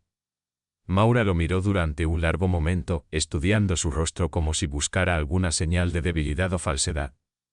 Aparentemente satisfecha con lo que vio. Asintió. Tengo un contacto, dijo. Un periodista en Santa Fe que ha estado investigando la corrupción en los territorios fronterizos. Si podemos llegarle estos documentos, él publicará la historia. No podemos confiar en el gobierno o el ejército, pero podemos confiar en que la prensa ama un escándalo. Santa Fe está a 5 días de viaje, señaló Gideon. Y Crane sabrá que estamos vivos. Enviará todo lo que tiene para detenernos. Entonces necesitamos movernos rápido, dijo Maura, poniéndose de pie con un gruñido de dolor. Y necesitamos dividir su atención. Gideon entendió inmediatamente lo que estaba sugiriendo. Un señuelo. Algunos van hacia Santa Fe con los documentos, otros crean una distracción aquí. Exactamente, confirmó Maura. Y sé exactamente qué distracción usar. Se volvió hacia sus guerreros restantes. Su voz recuperando el tono de comando. Escuchen. Crane nos ha quitado nuestras tierras, nuestras familias, nuestra dignidad. Pero hay una cosa que no puede quitarnos, nuestro orgullo. Esta noche le recordaremos a William Crane y a todos sus secuaces que los apaches no desaparecen silenciosamente. Los guerreros golpearon sus rifles contra las rocas, un sonido rítmico que sonaba como tambores de guerra. Incluso heridos, incluso exhaustos, respondían al llamado de la batalla con el entusiasmo de hombres que finalmente tenían la oportunidad de devolver el golpe. Nayeli se acercó, apoyándose el lobo gris para mantenerse en pie. Su rostro estaba pálido pero determinado. Yo llevaré los documentos, dijo con voz firme. Es mi derecho. Es la memoria de mi abuelo. Maura comenzó a protestar, pero Nayeli la detuvo con una mirada. Hermana, has peleado por mí toda mi vida. Déjame pelear por mí misma ahora. Déjame ser quien lleve la verdad a la luz. Las dos hermanas se miraron, y en ese intercambio silencioso pasó toda una conversación de amor, miedo, orgullo y aceptación. Finalmente. Maura asintió. Irás con protección. Lobo gris y árbol torcido te acompañarán. Y el forastero también, si está dispuesto. Todos los ojos se volvieron hacia Gideon. Él miró los documentos que habían recuperado con tanto esfuerzo, pensó en el precio que ya se había pagado en sangre. Y supo que solo había una respuesta posible. Estoy dispuesto, dijo. Si esta historia tocó tu corazón, apóyanos con tu suscripción. Así podremos seguir contando las historias olvidadas del rancho latinoamericano. Esperaron hasta el anochecer para moverse. El plan era simple en concepto pero peligroso en ejecución. Nayeli, Gideon, Lobo Gris y Árbol Torcido tomarían los caballos más rápidos y cabalgarían hacia el este bordeando Liberty antes de girar hacia Santa Fe. Mientras tanto, Maura y los guerreros restantes atacarían el pueblo directamente. Específicamente el hotel del juez Crane, creando caos suficiente para que los perseguidores se concentraran allí en lugar de perseguir al grupo que llevaba los documentos. Era un plan suicida para los que se quedaban, pero Maura lo aceptaba con la calma de quien había estado preparándose para ese momento toda su vida. No voy a morir aquí, le dijo a Nayeli mientras se despedían. Voy a hacer que ese bastardo de Crane pague, y luego voy a vivir lo suficiente para ver nuestras tierras recuperadas y nuestro pueblo libre. Nayeli abrazó a su hermana con una fuerza que desmentía su debilidad física. Te quiero, hermana mayor. Siempre he estado orgullosa de ti. Y yo de ti, hermana menor, respondió Maura, su voz quebrándose por primera vez. Ahora ve. Corre como el viento que lleva las tormentas. Y no mires atrás, no importa lo que escuches. El grupo de 4 partió cuando la última luz del día se desvanecía tras las montañas. Cabalgando hacia el este a través de terreno traicionero que apenas era visible bajo la luna creciente. Llevaban los documentos envueltos en piel y asegurados en las alforjas de Nayeli, junto con provisiones mínimas, agua, carne seca, municiones. Habían estado cabalgando durante aproximadamente una hora cuando escucharon los primeros disparos a sus espaldas. El ataque de Maura había comenzado. Nayeli se tensó en su silla, su instinto gritándole que regresara, que ayudara. Pero Gideon puso una mano en su brazo. Ella está haciendo esto por ti, dijo. Por tu familia. No desperdicies su sacrificio mirando atrás. Nayeli asintió, lágrimas corriendo por sus mejillas, y espoleó su caballo más fuerte. Detrás de ellos, Liberty ardía. Maura y sus 4 guerreros restantes habían entrado al pueblo por 3 flancos diferentes, moviéndose como sombras entre las construcciones abandonadas. Llevaban antorchas envueltas en tela empapada en aceite y mientras avanzaban, prendían fuego a todo lo que encontraban, edificios vacíos, carromatos abandonados, las mismas cruces profanadas que Crane había dejado como advertencia. El fuego se extendió rápidamente, alimentado por la madera seca y el viento nocturno. Las llamas iluminaban el cielo con un resplandor naranja y rojo que podía verse a kilómetros de distancia, una señal de desafío que gritaba, «Todavía estamos aquí. Todavía resistimos». Pero el verdadero objetivo era el hotel de 2 pisos donde Crane mantenía su corte corrupta. Maura se acercó por la parte trasera, con 2 guerreros cubriéndola mientras arrastraba barriles de queroseno que habían robado del almacén del pueblo. Los derramó contra las paredes de madera, empapando todo hasta que el olor acre llenó el aire. Adentro del hotel. El juez William Crane estaba sentado en su oficina del 2º piso, revisando documentos a la luz de una lámpara de aceite. Era un hombre de mediana edad con cabello gris peinado hacia atrás y ojos del color de la piedra fría. Vestía un traje negro impecable. Como si el polvo y la sangre del territorio no se atrevieran a mancharlo. Cuando escuchó los primeros gritos de alarma, se levantó y caminó hacia la ventana. Vio el pueblo ardiendo, vio las sombras moviéndose entre las llamas, y una sonrisa fría cruzó su rostro. Así que la perra apache todavía vive, dijo a nadie en particular. Interesante. Se volvió hacia el capitán Dutch, quien había llegado horas antes para reportar el desastre en el cementerio. Reúna a todos los hombres disponibles. Quiero a esa mujer y a quien quiera que la esté ayudando. Vivos si es posible, muertos si es necesario. Pero sobre todo, quiero esos documentos destruidos. Dutch asintió y salió corriendo. Crane regresó a su escritorio, abrió un cajón secreto y sacó un revólver ornamentado. Lo revisó metódicamente asegurándose de que cada cámara estuviera cargada. No estaba asustado. En su experiencia, los indios rebeldes eran como incendios forestales, destructivos en el corto plazo, pero eventualmente se consumían a sí mismos. Solo necesitaba contenerlos hasta que eso sucediera. Estaba equivocado.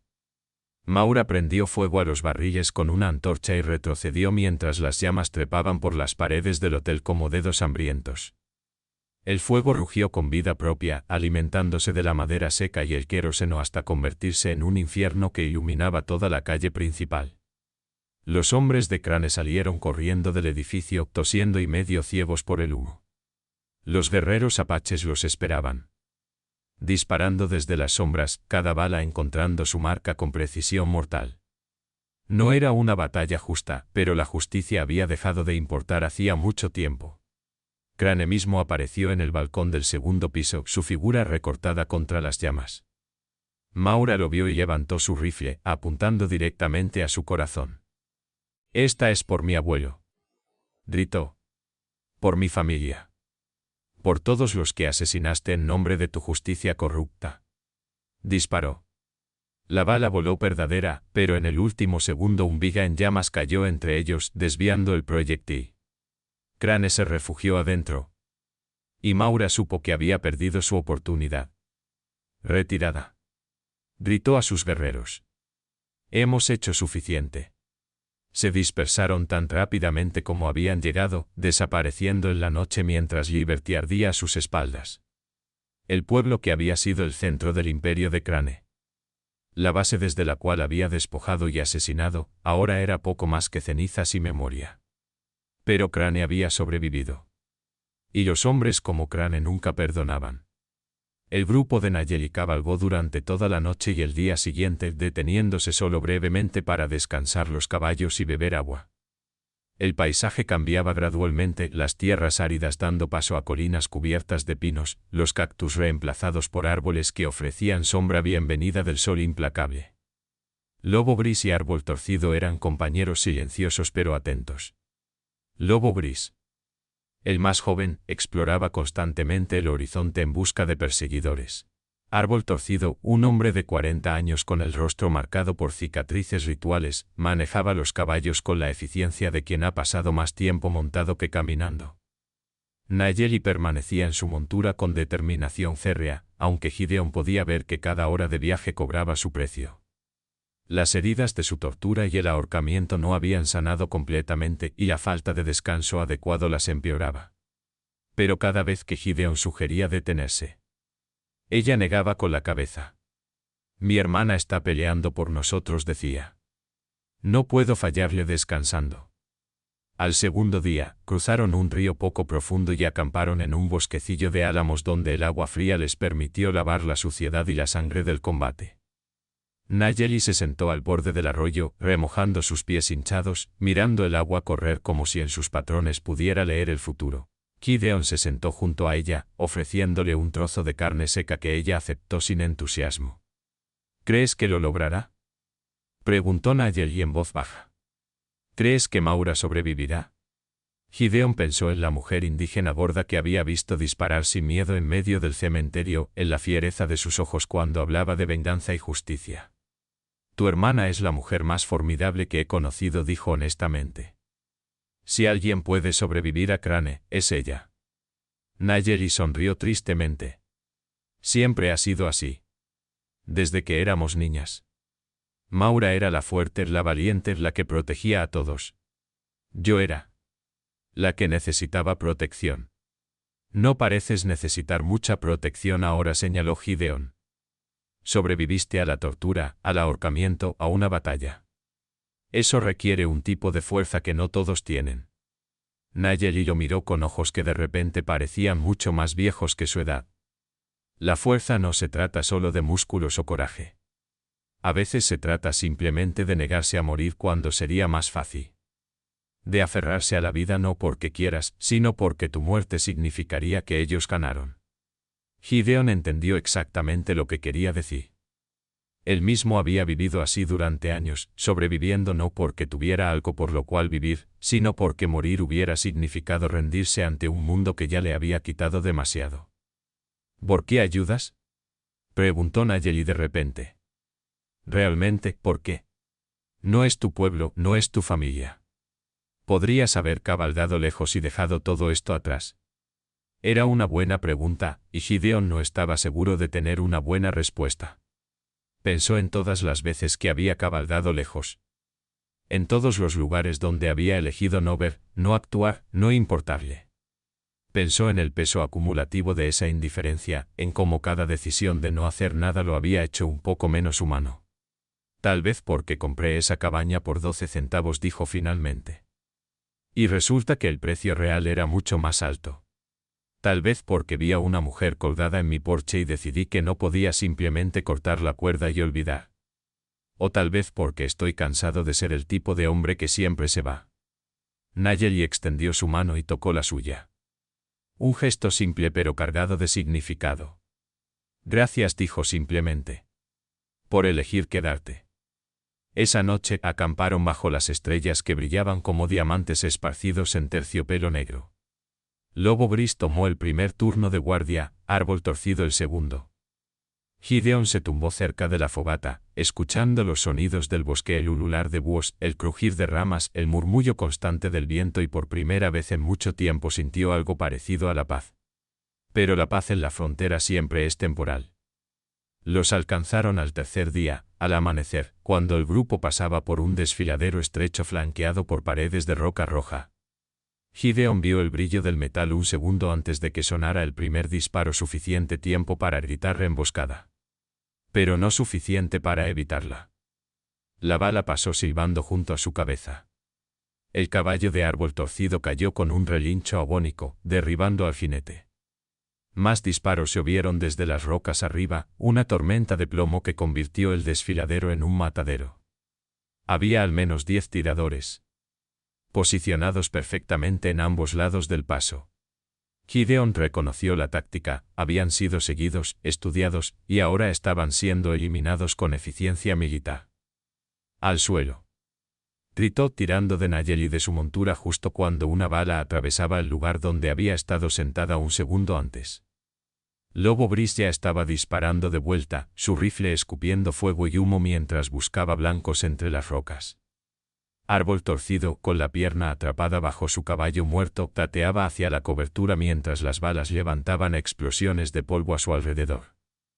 Gideon arrastró a Nayeli detrás de una formación rocosa grande, cubriendo su cuerpo con el suyo mientras las balas rebotaban en la piedra.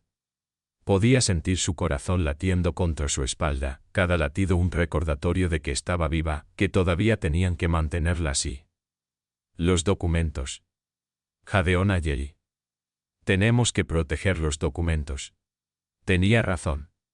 De nada servía sobrevivir si perdía la única prueba que podía destruir a Crane. Gideon se asomó rápidamente, evaluando la situación.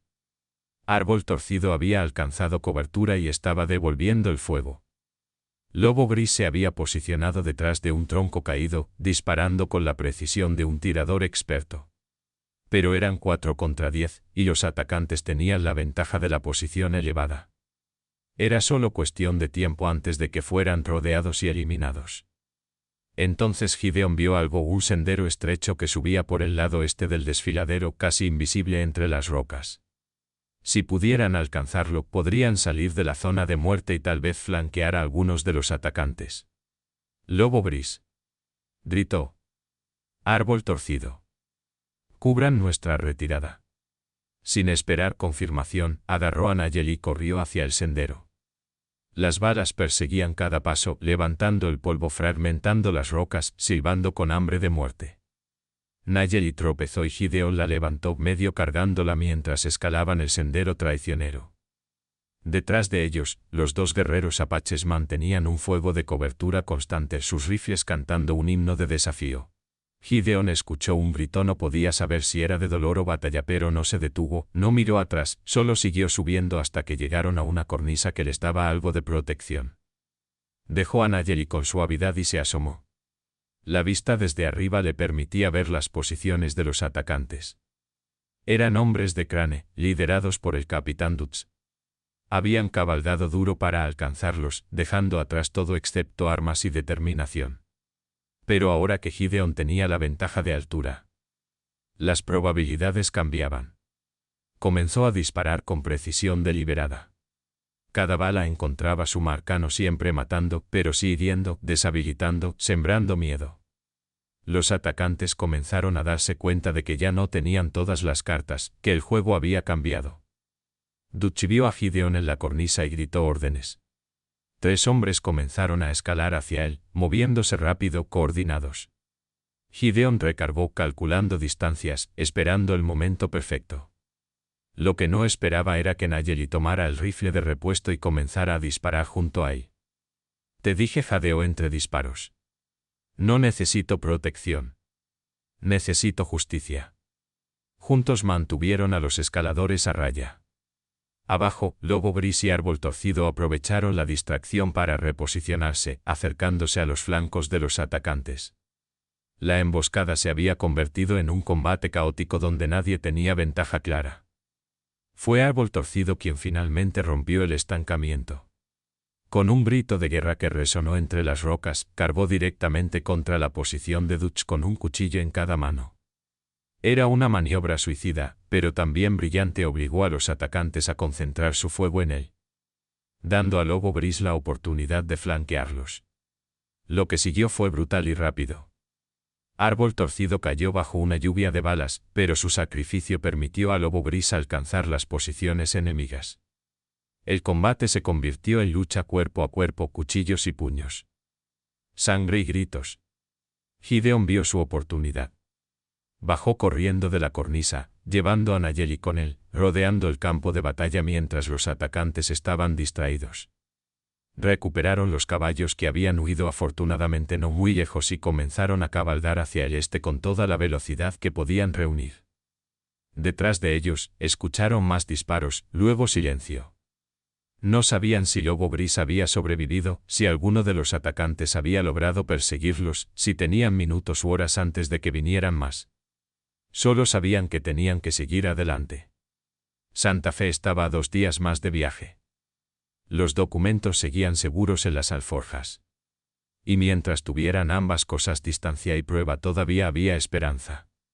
Cabalgaron hasta que los caballos estaban al borde del colapso, hasta que el sol se puso y la luna salió, hasta que el mundo se redujo a nada más que el ritmo de los cascos y el latido de sus propios corazones.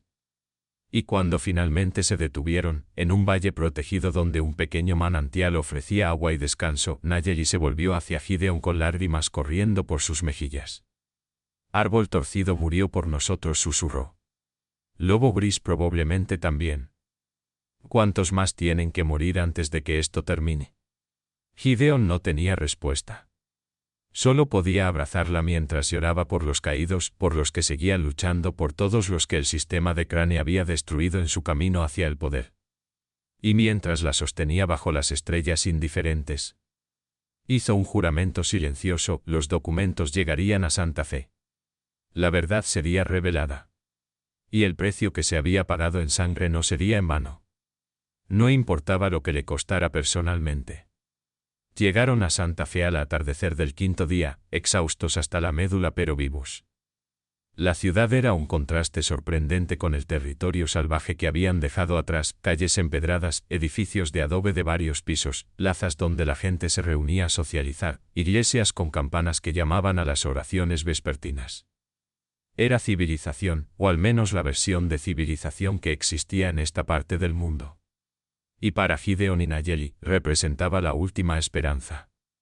El contacto de Maura era un periodista llamado Samuel Whitmore, editor de un periódico llamado El Clarín de la Frontera. Su oficina estaba en una calle lateral cerca de la plaza principal, en un edificio de 2 pisos que compartía con una imprenta y una librería. Encontraron a Whitmore trabajando tarde, solo en su oficina llena de libros y papeles apilados en un caos que de alguna manera parecía tener sentido para él. Era un hombre de unos 50 años, delgado como un látigo, con cabello canoso despeinado y gafas de montura metálica que se deslizaban constantemente por su nariz aguileña. Cuando Gideon y Nayeli entraron, Whitmore levantó la vista de su escritorio y estudió a los visitantes con ojos que habían aprendido a leer historias en los rostros de la gente. Debe ser Nayeli, dijo, poniéndose de pie. Maura me envió un mensaje hace 3 días diciendo que podría recibir visita. No esperaba que llegaras tan. Se detuvo buscando la palabra correcta: maltratada. Nayeli se dejó caer en una silla con un suspiro de alivio. Hemos tenido un viaje difícil. Eso puedo verlo. Whitmore se volvió hacia Gideon.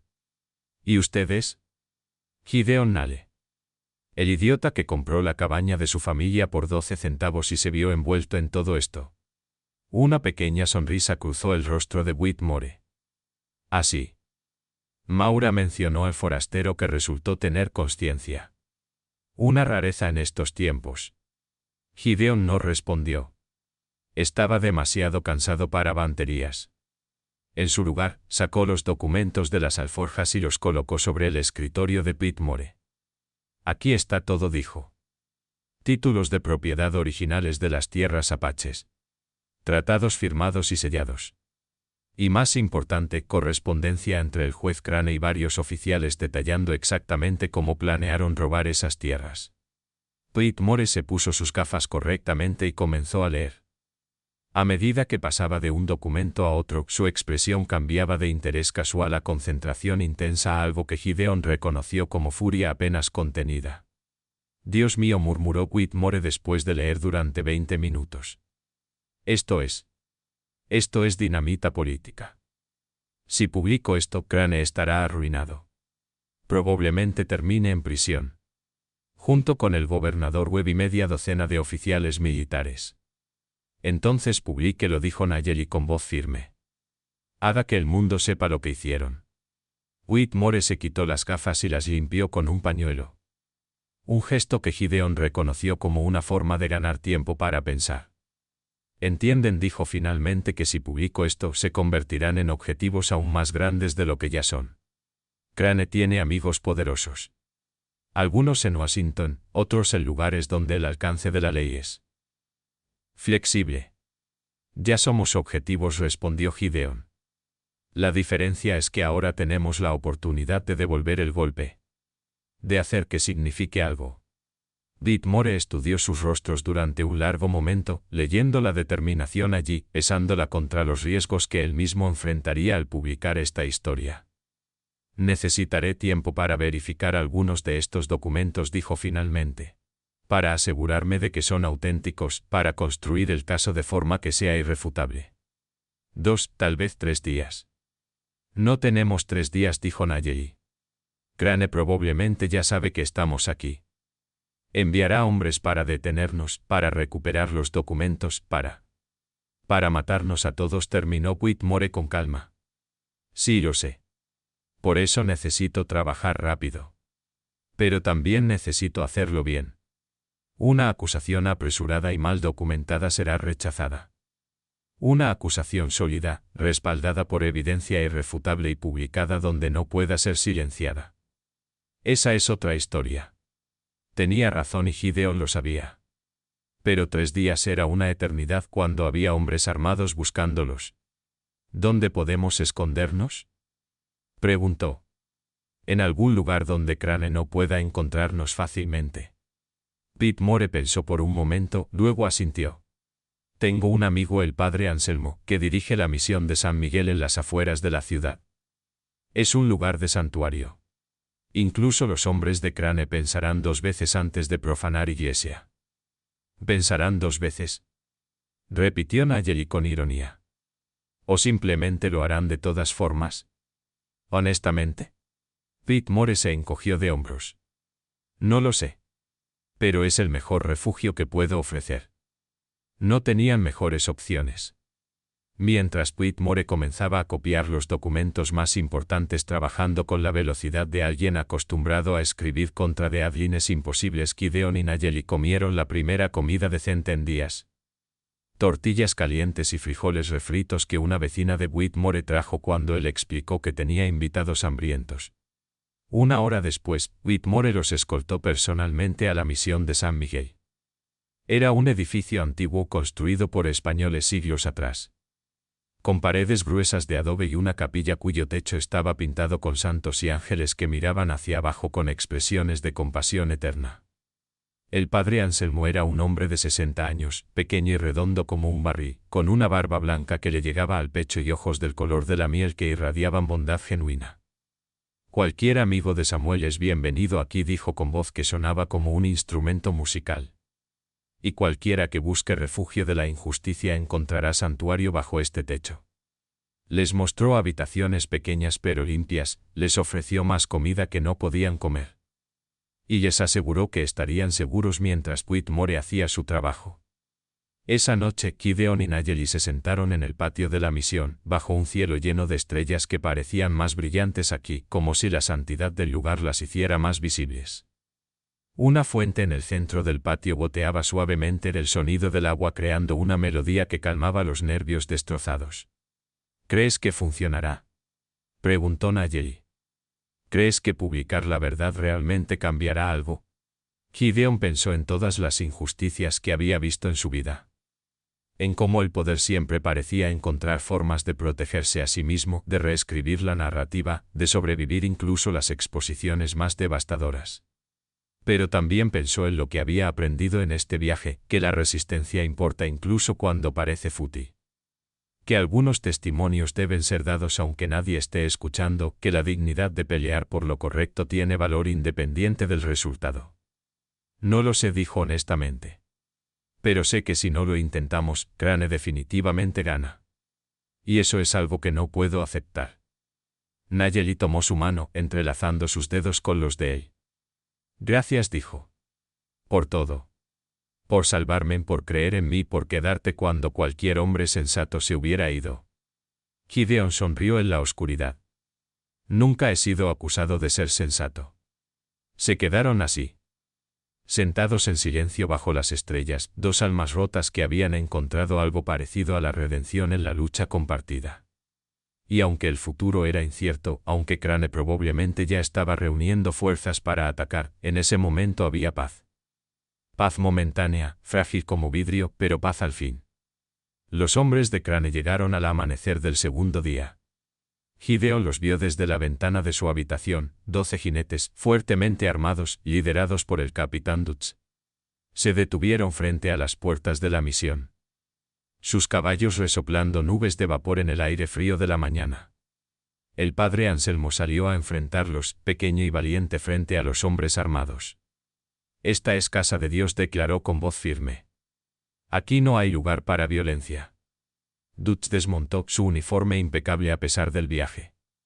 Tenía órdenes de arresto en la mano, papeles oficiales con sellos que le daban autoridad legal. Padre, le aprecio su posición. Pero tengo órdenes del juez Crane de arrestar a dos fugitivos, una mujer apache llamada Nayeli y un hombre llamado Gideon Nale. Se les acusa de robo de documentos oficiales, asesinato de Fletcher Knox y sedición contra el gobierno territorial. Si tienen órdenes oficiales, dijo el padre Anselmo, entonces pueden presentarlas ante las autoridades de Santa Fe. El sheriff de esta ciudad decidirá si son válidas. El sheriff de esta ciudad está indispuesto, dijo Dutch con una sonrisa que no era amable. Tuvo un accidente anoche. Muy desafortunado. Lo que significa que yo soy la autoridad más alta en esta jurisdicción en este momento. Gideon entendió inmediatamente. Crane había neutralizado las protecciones locales antes de hacer su movimiento. Era eficiente, despiadado y completamente esperado. Se volvió hacia Nayeli, quien había estado escuchando detrás de él. Tenemos que salir de aquí. No podemos dejar que el padre Anselmo sufra por protegernos. Nayeli asintió, su rostro pálido pero determinado. Pero antes de que pudieran moverse, escucharon una voz familiar gritando desde afuera. Era Pete More. Capitán Dutch. El periodista apareció corriendo desde la calle, agitando lo que parecía ser una edición recién impresa de su periódico. Antes de que haga algo que lamente. Debería leer esto. Dutch tomó el periódico con expresión de irritación. Pero a medida que leía, su rostro comenzó a cambiar. Palidez reemplazó el color, incertidumbre reemplazó la confianza. El titular era imposible de ignorar: escándalo de tierras, juez William Crane acusado de robo sistemático de propiedades indígenas y debajo. En letra más pequeña pero igualmente devastadora, documentos revelados prueban conspiración entre funcionarios territoriales para despojar tierras apaches. Whitmore había trabajado toda la noche verificando, cruzando referencias, construyendo un caso irrefutable. Y luego había impreso 500 copias, distribuyéndolas por toda Santa Fe antes del amanecer. La historia ya no podía ser contenida. Como puede ver, dijo Whitmore con voz calmada pero triunfante, arrestar a mis fuentes ahora solo confirmará la historia. ¿Realmente quiere ser el hombre que ayudó a encubrir uno de los escándalos más grandes del territorio? Dutch leyó el artículo completo, su expresión volviéndose más y más sombría. Sus hombres se acercaron, leyendo por encima de su hombro, murmurando entre ellos. Uno de los soldados finalmente habló. Capitán, si esto es verdad. No firmé para proteger ladrones de tierras. Firmé para servir a mi país. Otros asintieron, su lealtad claramente sacudida por lo que estaban leyendo. Dutch se encontró en una posición imposible, podía seguir sus órdenes y arrestar a Nayeli y Gideon, confirmando así su complicidad en el escándalo, o podía retirarse y enfrentar la ira de Crane. Eligió una tercera opción. Señor Whitmore, dijo formalmente. Necesito que me lleve ante el gobernador Webb. Tengo información que podría ser relevante para su investigación de estas acusaciones. Era una deserción. Un oficial del ejército acababa de decidir que su carrera y su conciencia valían más que su lealtad a Crane. Y Dutch no era el único, varios de sus hombres claramente habían llegado a la misma conclusión. Whitmore sonrió, sabiendo que había ganado. Será un placer, capitán. El gobernador está en su oficina ahora mismo, probablemente ya leyendo su propia copia de este artículo. El grupo se fue dejando solo a 2 guardias frente a la misión, no para impedir que Gideon y Nayeli salieran, sino para protegerlos de cualquier intento de Crane de hacer justicia por mano propia. El padre Anselmo regresó a la misión, sus piernas temblando de alivio. Dios es bueno, murmuró. La verdad ha prevalecido. Gideon no estaba tan seguro. Sabía que hombres como Crane no caían fácilmente, que incluso expuestos encontraban formas de retorcer la narrativa. De señalar chivos expiatorios, de emerger si no y esos al menos vivos para pelear otro día. Pero por ahora, habían ganado una victoria. Pequeña, tal vez temporal, pero real. 2 semanas después, Gideon y Nayeli seguían en Santa Fe esperando mientras las autoridades territoriales procesaban lentamente las implicaciones del escándalo. El juez Crane había sido arrestado, aunque bajo condiciones que parecían más casa de huéspedes que prisión. El gobernador Webb había renunciado, alegando problemas de salud. Varios oficiales habían sido relevados de sus puestos mientras se investigaba su participación. Era justicia, de la variedad burocrática e insatisfactoria que caracterizaba al sistema. Pero era más de lo que Nayeli había esperado obtener. Una tarde, recibieron una carta. Había sido traída por un joven apache que se negó a dar su nombre, simplemente entregó el sobre y desapareció en las calles de Santa Fe antes de que pudieran hacerle preguntas. El sobre estaba sellado con cera roja, marcada con un símbolo que Nayeli reconoció inmediatamente, el sello familiar de Águila que cae. Con manos temblorosas, abrió la carta y comenzó a leer. Gideon vio las lágrimas correr por sus mejillas mientras sus ojos recorrían las palabras. «Es de Maura», susurró. «Está viva». Le pasó la carta a Gideon, quien la leyó con el corazón en la garganta. «Hermana menor, si estás leyendo esto, entonces lo lograste. Los documentos llegaron, la verdad fue revelada, y el peso que nuestra familia ha cargado durante años finalmente comienza a aligerarse. El ataque a Liberty fue exitoso más allá de mis esperanzas. El pueblo de Crane quedó reducido a cenizas. Su hotel, su corte, su centro de poder, todo destruido. Perdimos a muchos buenos guerreros esa noche, pero sus muertes no fueron en vano. Cantaron con fuego y sangre, y sus canciones resonarán en estas tierras para siempre. Yo sobreviví, aunque no sin cicatrices que llevaré el resto de mis días. Crane también sobrevivió. Aunque su imperio está roto. Eso tendrá que ser suficiente por ahora. Las tierras de nuestra familia eventualmente serán devueltas. Chip More me dice que los abogados están trabajando en ello. Tomará tiempo, porque la justicia siempre toma tiempo cuando es el poderoso quien debe rendir cuentas. Pero sucederá. Mientras tanto, he decidido seguir luchando. No solo por nuestras tierras, sino por todas las tierras robadas, por todos los pueblos despojados. Hay otros lugares como Liberty, otros jueces como Crane. Y mientras existan, habrá trabajo por hacer. Te amo, hermana menor. Siempre he estado orgullosa de ti, de tu fuerza que es diferente a la mía pero igual de poderosa. Dile al forastero a Gideon que también estoy orgullosa de él. Demostró que hay hombres blancos que pueden ver más allá del color de la piel. Que pueden elegir la justicia sobre la conveniencia. La cabaña de los 12 centavos todavía está en pie, esperándote. Reconstruye allí, hermana. Planta árboles donde crecieron solo lágrimas. Cría hijos que conozcan tanto la dulzura de la vida como el costo de la libertad. Y cuando sean lo suficientemente grandes para entender, cuéntales la historia de cómo su familia peleó contra el olvido y ganó. El precio fue alto, 12 centavos se convirtieron en ríos de sangre. Pero valió la pena. Cada vida perdida, cada lágrima derramada. Cada momento de terror valió la pena porque nos negamos a desaparecer silenciosamente. Recuerda eso cuando los días oscuros vengan, porque vendrán. Recuerda que somos las hijas de Águila que cae, las nietas de jefes, las herederas de una tierra que nos reconoce incluso cuando otros no lo hacen. Y somos, ahora y siempre, las hermanas del silencio que encontraron su voz.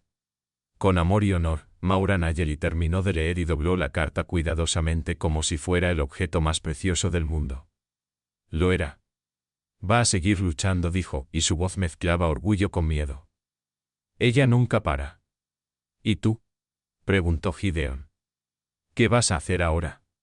Nayeli miró por la ventana hacia las montañas distantes donde en algún lugar más allá del horizonte estaba la cabaña que había sido comprada por 12 centavos y pagada con sangre. Voy a hacer lo que Maura sugiere, dijo. Voy a reconstruir. A plantar árboles. A vivir lo suficiente y lo suficientemente bien como para convertir la tristeza en memoria y la memoria en historia. Se volvió hacia Gideon con una pregunta en sus ojos. ¿Vendrás conmigo? No como dueño de la propiedad, esos 12 centavos nunca te dieron eso realmente, sino como. Buscó la palabra correcta, como familia. Como alguien que ganó su lugar en esta historia a través de elecciones que no tenía que hacer pero hizo de todas formas. Gideon pensó en todas las veces que había huido, en todos los lugares de los que había partido sin mirar atrás. Pensó en el hombre que había sido cuando llegó a esa subasta polvorienta en San Miguel del Valle, un hombre hueco buscando el próximo lugar donde esconderse de sí mismo. Y pensó en el hombre en el que se había convertido, alguien que había elegido quedarse. Que había peleado por algo más grande que su propia supervivencia, que había aprendido que el coraje a veces se parece solo a negarse a alejarse caminando. Sí, dijo simplemente. Iré contigo. Nayeli sonrió, y era la sonrisa más hermosa que Gideon había visto, la sonrisa de una mujer indígena gorda que había estado colgada de una soga. Que había sido torturada y cazada, pero que había sobrevivido no solo para contar su historia sino para escribir el próximo capítulo. Esa noche, mientras el sol se ponía sobre Santa Fe, Gideon y Nayeli prepararon sus cosas para el viaje de regreso. Regresaban a Liberty. Al pueblo de cenizas donde comenzaría la reconstrucción. Regresaban a la cabaña de los 12 centavos, que ahora valía mucho más que cualquier precio en dinero podría medir. Regresaban a casa. Y aunque el futuro era incierto, aunque Crane todavía tenía amigos que podrían buscar venganza. Aunque la justicia en la frontera siempre era incompleta y lenta, sabían una verdad fundamental: habían ganado. No de la forma completa y satisfactoria de las historias de hadas. Habían ganado de la forma sucia, complicada, dolorosa en que se ganan las verdaderas batallas. Habían ganado porque se negaron a ser olvidados, porque transformaron el sufrimiento en testimonio, porque convirtieron 12 centavos en un símbolo de resistencia que resonaría mucho más allá de sus propias vidas.